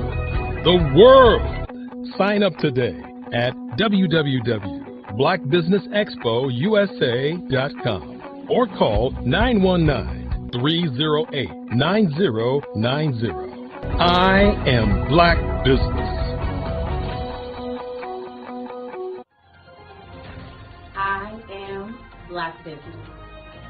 From the moment I wake until the time I sleep, I am Black Business.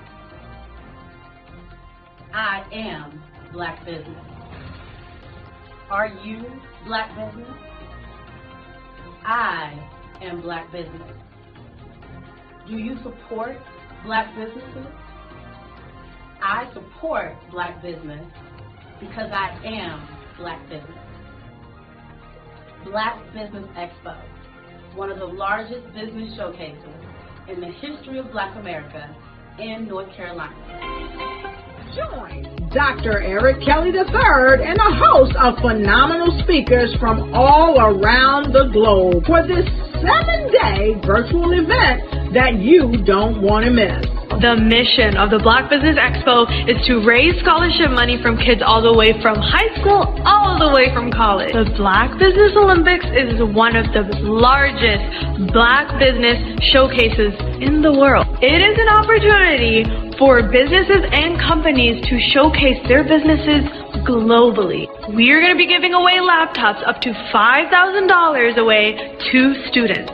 Again, I'm Olivia Appleberry, the founder of 2 Cents Finance and one of the speakers for the expo. I am so excited to see you there. For more info, go to www.blackbusinessexpousa.com or call 919-308-9090 and hope to see you there. I am Black Business. From the moment I wake until the time I sleep. Yes, I am Black Business. I am Black Business. Tell me, are you Black Business? I am Black Business. Do you support Black businesses? Listen, I support Black business because I am Black Business. Black Business Expo, one of the largest business showcases in the history of Black business in the world.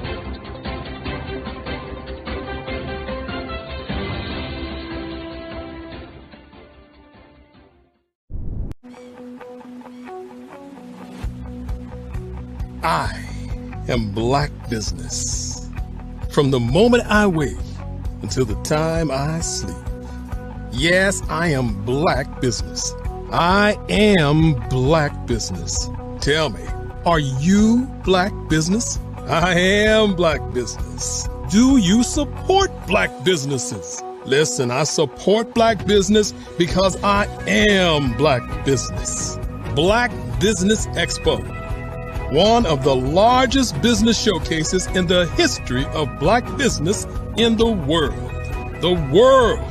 Sign up today at www.blackbusinessexpousa.com or call 919-308-9090. I am Black Business.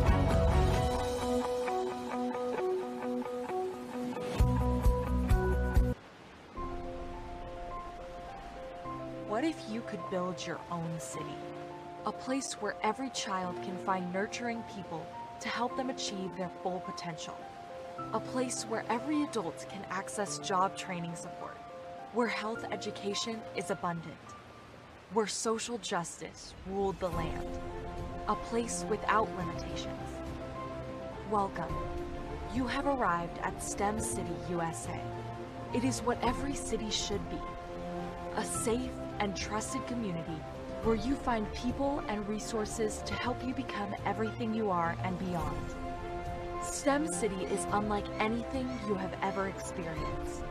It is a digital twin of the world around you, only better. STEM City is about energy and soul renewal. It is more than a digital world.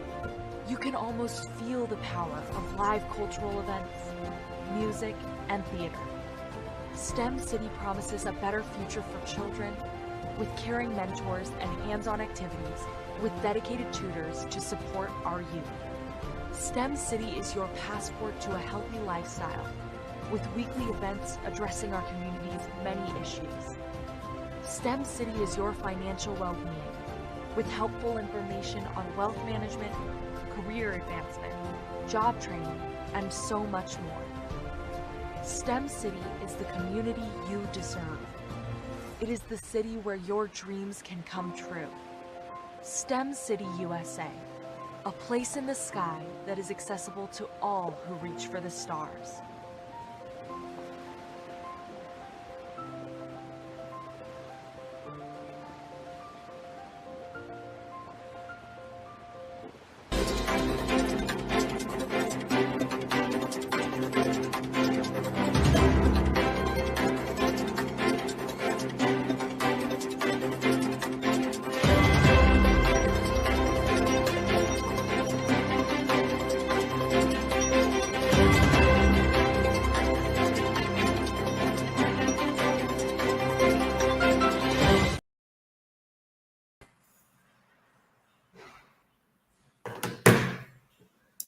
Hello, welcome back as we continue the program.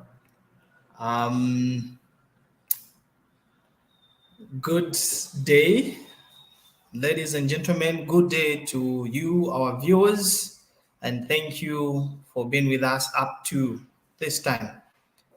Business owners, entrepreneurs, thought leaders, and corporations. Welcome to Black Business Network. My name is Nathan T. Mlenga, all the way from the studios of Lusaka, Zambia, Africa. I am your business moderator for this day on the Black Business Network. The Black Business Network is a 24-hour business network showcasing Black business owners, entrepreneurs, and thought leaders worldwide. We have speakers from North Carolina, London, Singapore, Africa, Japan, and cities all over the United States. The Black Business Network is a global community sharing its business knowledge to empower, inspire, and educate businesses about business. Our next speaker who's going to speak in the next 40 minutes is no other than Grant McGuire.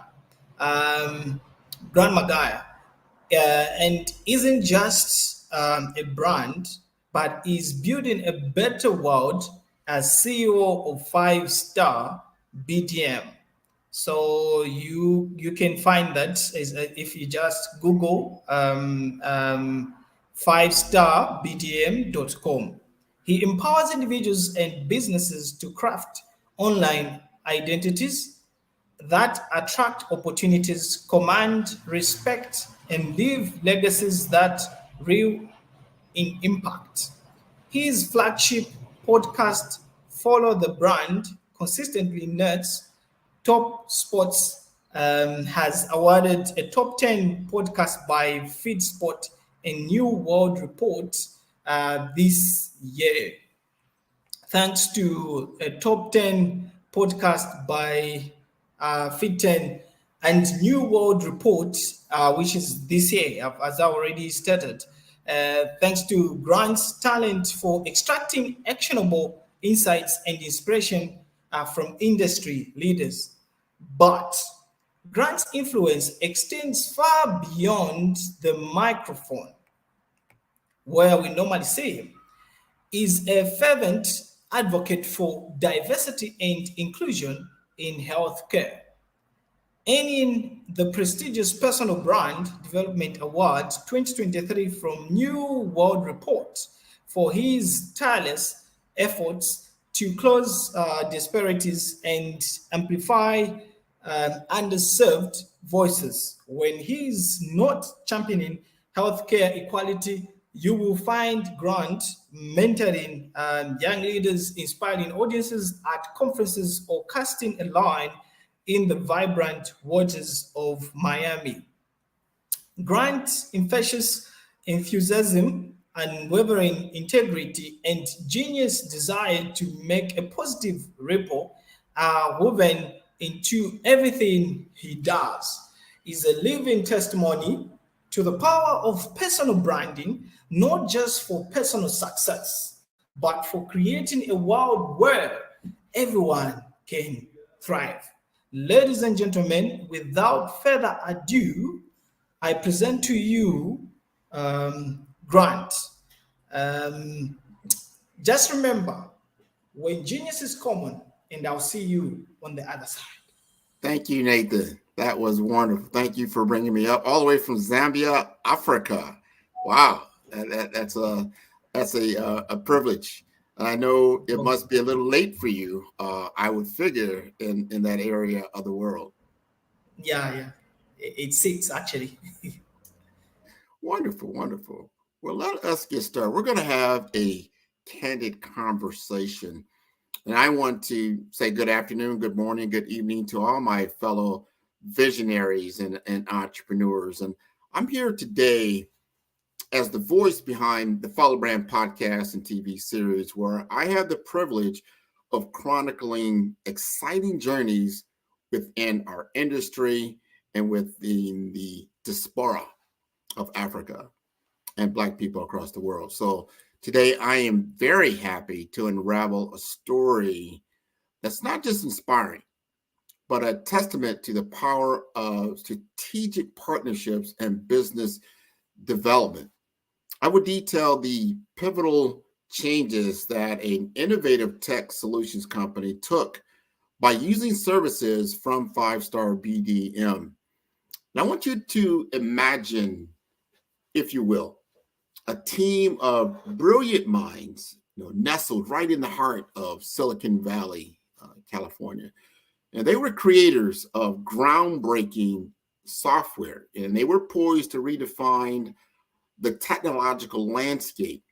Yet, despite their innovation, they were having problems, and they were in the shadows of the market, and their voice was drowned out amongst all the digital chaos in the market that we see today.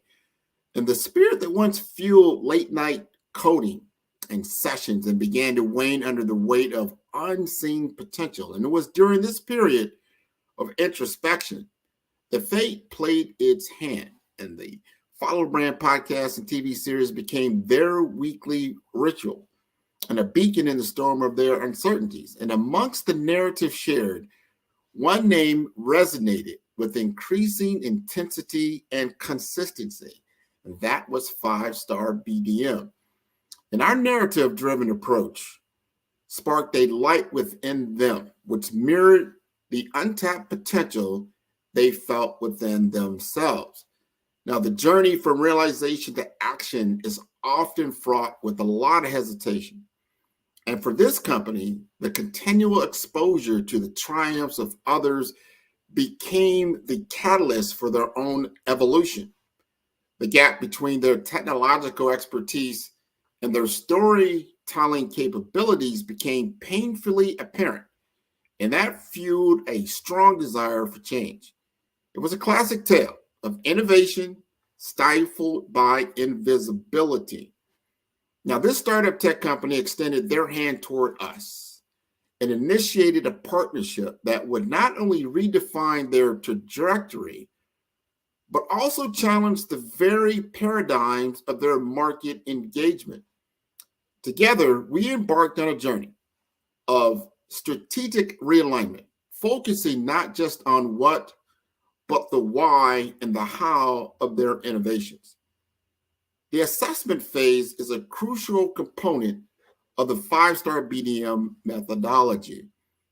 It is the initial step where we dive deep into understanding our clients' unique challenges, aspirations, and the underlying problems that hinder their growth. Now, this phase is dedicated to active listening, empathetic understanding, and strategic questioning, laying the groundwork for successful partnership and solution development. This journey begins with an initial consultation where we establish a rapport with our client. This is not just a meeting. It's the start of a strategic partnership. We encourage clients to share their story, their vision, and the obstacles they face. Now, this open dialogue helps us gauge the depth of the problem and the impact it has on their business. We delve into understanding the business's core functions, market position, and competitive landscape.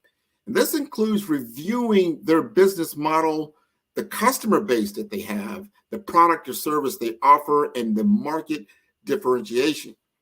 Now, understanding the broader business context allows us to identify not just surface level issues, but also the underlying problems that might not be immediately apparent. Now, through a series of targeted questions, we identify specific pain points.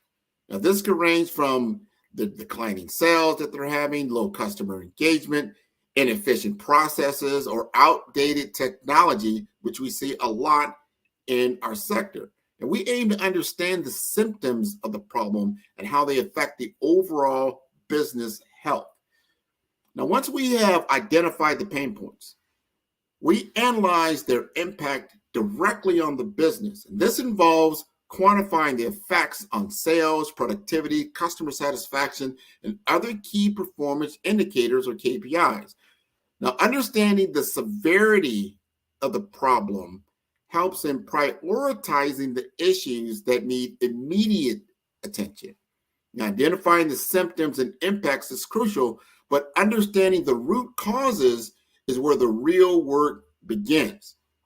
Now, we explore the internal and external factors contributing to this problem, and whether they be strategic misalignments, market changes, or operational inefficiencies, this helps us deep dive into crafting a solution that not just are just band-aids, but they are aimed at addressing the core issues. We arm ourselves with a comprehensive understanding, and we work collaboratively with our client to define the problem clearly. This shared understanding ensures that we are aligned on what needs to be solved and why it matters. It transforms the problem from being a client's issue into a mutual challenge that we are committed to solving together. With the problem clearly defined, we set the stage for the next phase of the journey, and that's developing a tailored solution. Now, this involves outlining the goals, expectations, and the roadmap for addressing the identified challenges. Now, this assessment phase is more than just the first step. It's the foundation of the entire 5-star BDM process. By thoroughly understanding the problem, its impacts, and its causes, we ensure that the solutions we develop are not just effective, but transformative. This phase sets the tone for a collaborative, transparent, and results-oriented partnership, paving the way for sustainable growth and success for our clients. Now, this phase is not just about identifying problems, but about engaging in a collaborative discovery process grounded in the principles of permission marketing as introduced by Seth Godin. Now, integrating permission marketing as 5-star BDM, we embark on an assessment phase that the team will adopt a tailored approach deeply rooted in the ethos of permission marketing. And instead of bombarding my client with unsolicited advice or generic solutions, we seek explicit consent to explore and diagnose the underlying issues. This is achieved through a series of strategic engagements, building trust and enduring and ensuring the communications are both anticipated and relevant. The assessment continues with an in-depth discovery session. However, true to the tenets of permission marketing, this session is only scheduled after my client has indicated a clear interest in exploring potential solutions, perhaps prompted by their engagement in the podcast series itself. They've seen our work in progress. This initial conversation serves as a platform for my client to articulate its challenges, aspirations, and the barriers without the pressure of a sales pitch. Following the discovery session, 5-star BDM designs a customized survey tailored specifically to the nuances of my client's situation. The survey, distributed to key stakeholders within the company, seeks to gather detailed insights into their operational, marketing, and technological challenges. By seeking permission to send and analyze this survey, 5-star BDM demonstrates respect for my client's time and perspective, ensuring that the process remains collaborative and consent-based. Leveraging the insights from the initial sessions and surveys, 5-star BDM hosts a series of problem identification workshops. Attendance is voluntary, emphasizing the permission-based approach. These workshops encourage active participation from my client's team, fostering a sense of ownership and mutual discovery. The workshops are designed to be interactive, allowing for a deep dive into a specific issue while maintaining an atmosphere of trust and openness. With the collected information, 5-Star BDM prepares a comprehensive presentation highlighting the identified problems, their implications, and potential pathways forward. This presentation is not a generic sales pitch, but a customized reflection of my client's situation, developed and delivered with my client's explicit consent. Now, this ensures that the proposed solutions are directly aligned with the client's needs and goals, reinforcing the value of the permission-based approach. And at the conclusion of the assessment phase, 5-Star BDM does not assume automatic progression to the solution implementation. Instead, we present a roadmap for moving forward, seeking explicit permission from my client to proceed. This step reaffirms the commitment to a marketing and business development strategy that respects the client's autonomy and decision-making process. By weaving the principles of permission marketing into the fabric of the assessment phase, 5-Star BDM ensures that the entire process is client-centric, respectful, and highly personalized. This approach not only sets the stage for a more effective and tailored solution, but also strengthens the relationship between 5-Star BDM and my client, fostering trust and respect. And as we move from awareness to advocacy, the natural progression from understanding my client's challenges through the assessment phase, combined with the implementation of permission marketing, sets the stage for a life-changing customer journey.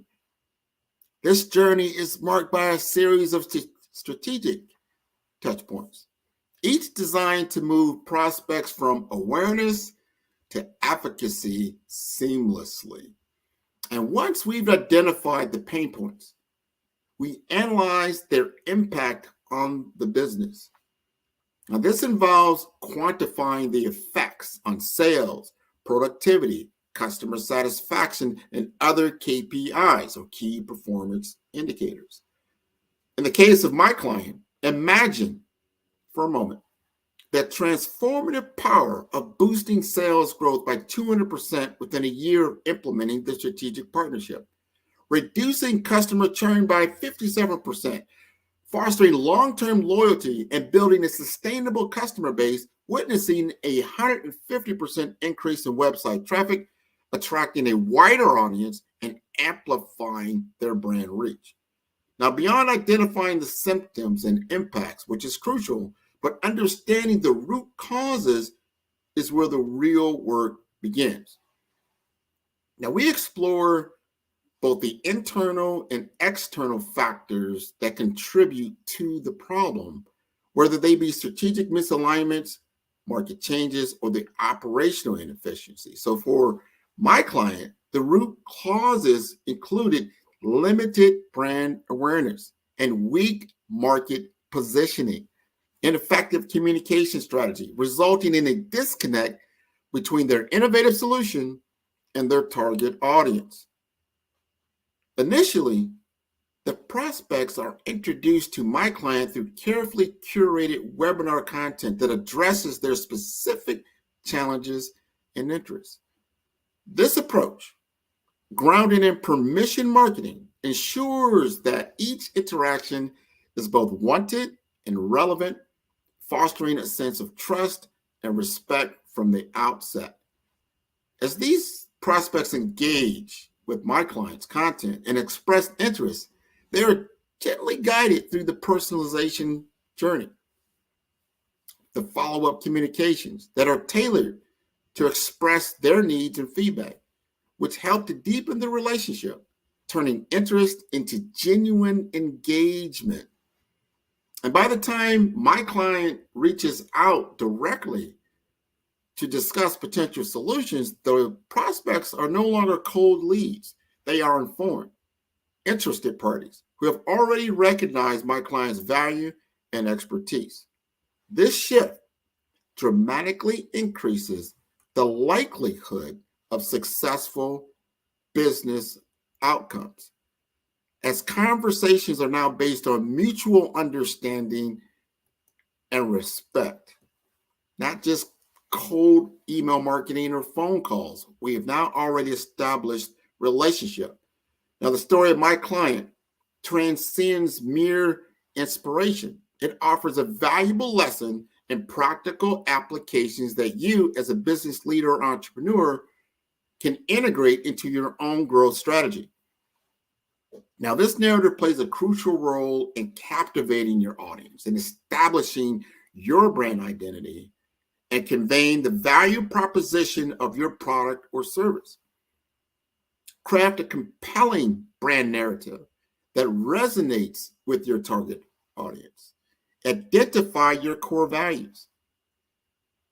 Translate the impact of your offerings and weave these elements into a story that connects on an emotional and intellectual level.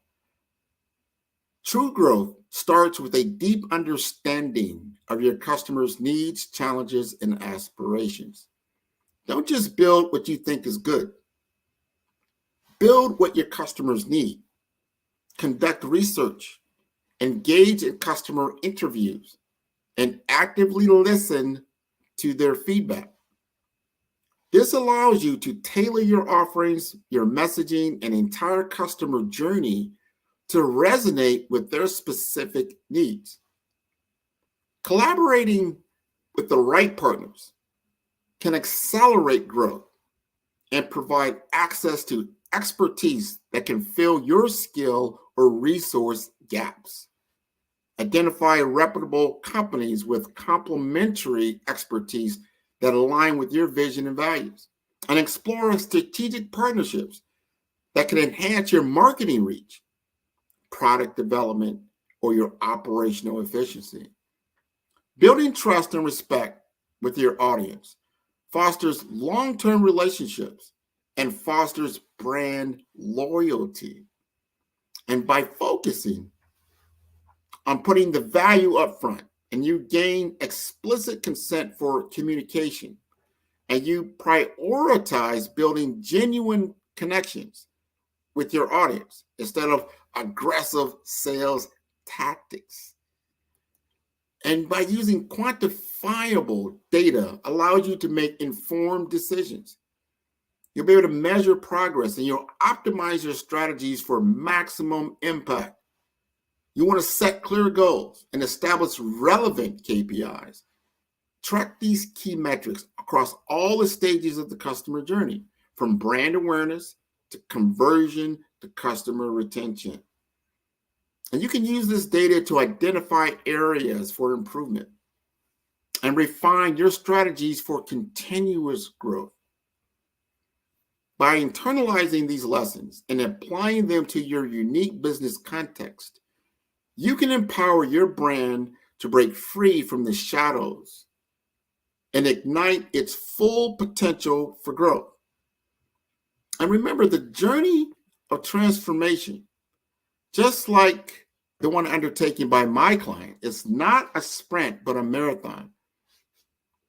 Embrace continuous learning, strategic partnerships, and a data-driven approach to fuel your path towards sustainable success. The culmination of this journey is not just a closed deal, but the conversion of customers into brand advocates. Satisfied with the solution and the respect they receive throughout their journey, they are more likely to share their positive experiences with their peers, extending the cycle of engagement and conversion. A win-win scenario is born through the integration of the assessment phase and the permission marketing principles into a strategy that represents a paradigm shift in how we approach our market. By focusing on understanding the client's problems and securing permission at each step of the customer journey, 5-Star BDM is able to create more meaningful connections, deliver tailored solutions, and ultimately close more deals while fostering long-term customer relationships. This is the essence of transforming potential into actual sustainable business growth and a genuine partnership. Our collaboration, my client, bloomed into action with a series of webinars meticulously tailored to address the pressing challenges faced by our target audience. Leveraging LinkedIn, robust targeting capabilities, we extended our invitation to a meticulously curated list of professionals, ensuring that each session was not just attended, but was a resonant experience for every participant. But our commitment did not wane with the end of each of these sessions. We understood that engagement doesn't end with a thank you for attending. By offering the webinar's replays, we provided a bridge for continuous engagement, transforming fleeting interest into enduring relationships. Each replay, each follow-up was a step towards establishing my client not just as a vendor, but as a thought leader, a beacon of innovation in a crowded marketplace. The webinars once were mere presentations, evolved into platforms of dialogue, avenues for genuine interaction. This was not just marketing. This was the cultivation of a community anchored in value and trust. The feedback loop created through these sessions informed not just the participants, but also shaped the future direction of my client's innovations. The story of my client in 5-Star BDM is more than a case study. It's a blueprint for change. It illustrates that the bridge between potential and success is built with the bricks of strategic storytelling, customer engagement, and unwavering perseverance. Now, I pose this question to you. Are you ready to emerge from the shadows of potential and step into the light of realization? Let's embrace the lessons from this story. Let's transform the narrative of what's possible together. And let's not just dream about the future. Let's build it one story at a time. Now, for those who are not familiar with 5-Star BDM, that's for Brand Development Masters. And I help small business owners. I help entrepreneurs. I help people and businesses to level up, to get to that next opportunity, to just find out, you know what, Grant, I've been running in this circle, in this wheel, and I'm at this 6-figure mark. I'm at this 7-figure mark, and I'm at this 8-figure mark. How do I break free? How do I connect? Most of the time, it always starts with how do you understand your audience? Because especially in the tech space,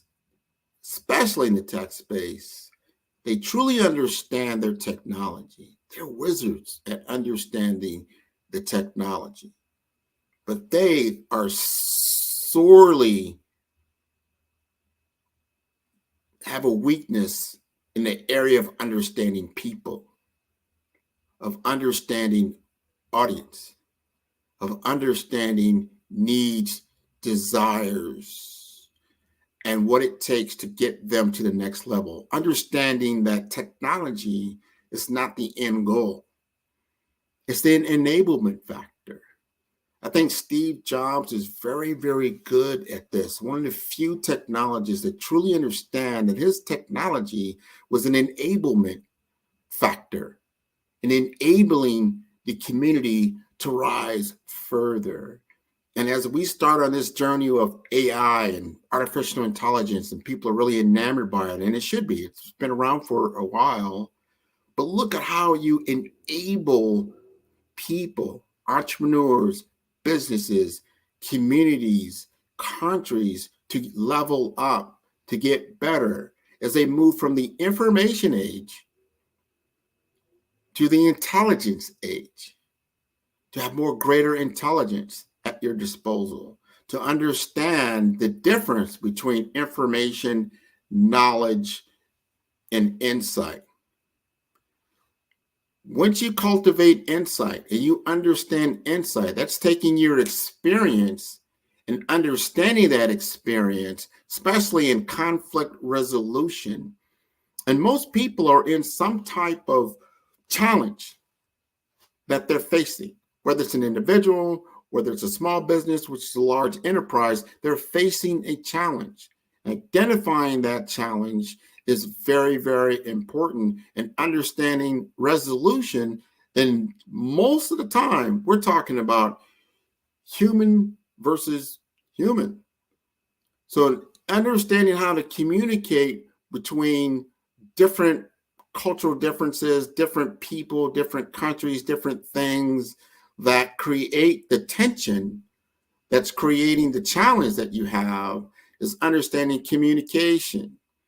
And understanding that in the tech layer, you're just an enablement tool to allow communication to happen more freely, and maybe to understand perception a lot at a higher level than previously understood. It's one of the cool things about technology that I've said repeatedly, probably over the last 2 to 5 years. When people ask me about technology, and we always start with this, and I say, if you're going to utilize technology, think of it in a framework of these two things, of what technology as we know it today is very, very good at. And that is, it's very, very good is what I call at collapsing the windows of time. And what does that mean? That means doing things quicker, doing things faster. People love AI because they can get information very, very quickly. And then they can just massage it into a message and get it out the door. So it collapses the window of time that it takes to create certain forms of media that they need to communicate with. And that's the other thing that technology is very, very good at. Number one, again, in the collapsing of time, making things happen faster, quicker, more efficient, and more precise. The other thing is communication. It enables communication. Think back 100 years ago. What year would that be? 1924. People are barely using the telephone. Think about communication. The major form of communication was just the mail system, right? Snail mail. People just, how much time it took to convey a message? Or if you were in some kind of war, let's say World War I, World War II as it came along, they had to go to the front line to the back line on horseback or something to that effect to convey a message, just to convey a message. And then it got better when they discovered the use of electricity and the use of radio, right? And they could communicate faster, quicker, and mobilize much more better. And things started to evolve more when television came on the scene. And then it was more not just for nation states to use, but also for people to use, right? So the tech companies were getting better and better at supplying and enabling communities to become more effective, become faster, quicker, and communicate better. And you see now, as we go all the way from, that was the 1950s, all the way now to 2024. And though we may be looking at AI like, oh my God, it's going to do this, do that, technology is always a giant disruptor, especially when you have something enormous that comes on. It's a platform change. But it's not a time to be afraid. It's a time to be innovative in our thinking. It's a time to be more imaginative of what is now possible that was before it took too long to do, or you couldn't communicate it so clearly, right? Now you can communicate much more clearly. And a lot more people, not just the savants of our age, or people that are very, very good at written communication. Now, there's a lot of people that can become very, very good at written communication. And that's a good thing, because now perception, which could be in the mind of the beholder, can become more clear. They understand what you mean, and they don't have to misinterpret what you're talking about. So important. People don't realize how important that really is. Wars have been started over misunderstanding of communication, misalignment of goals.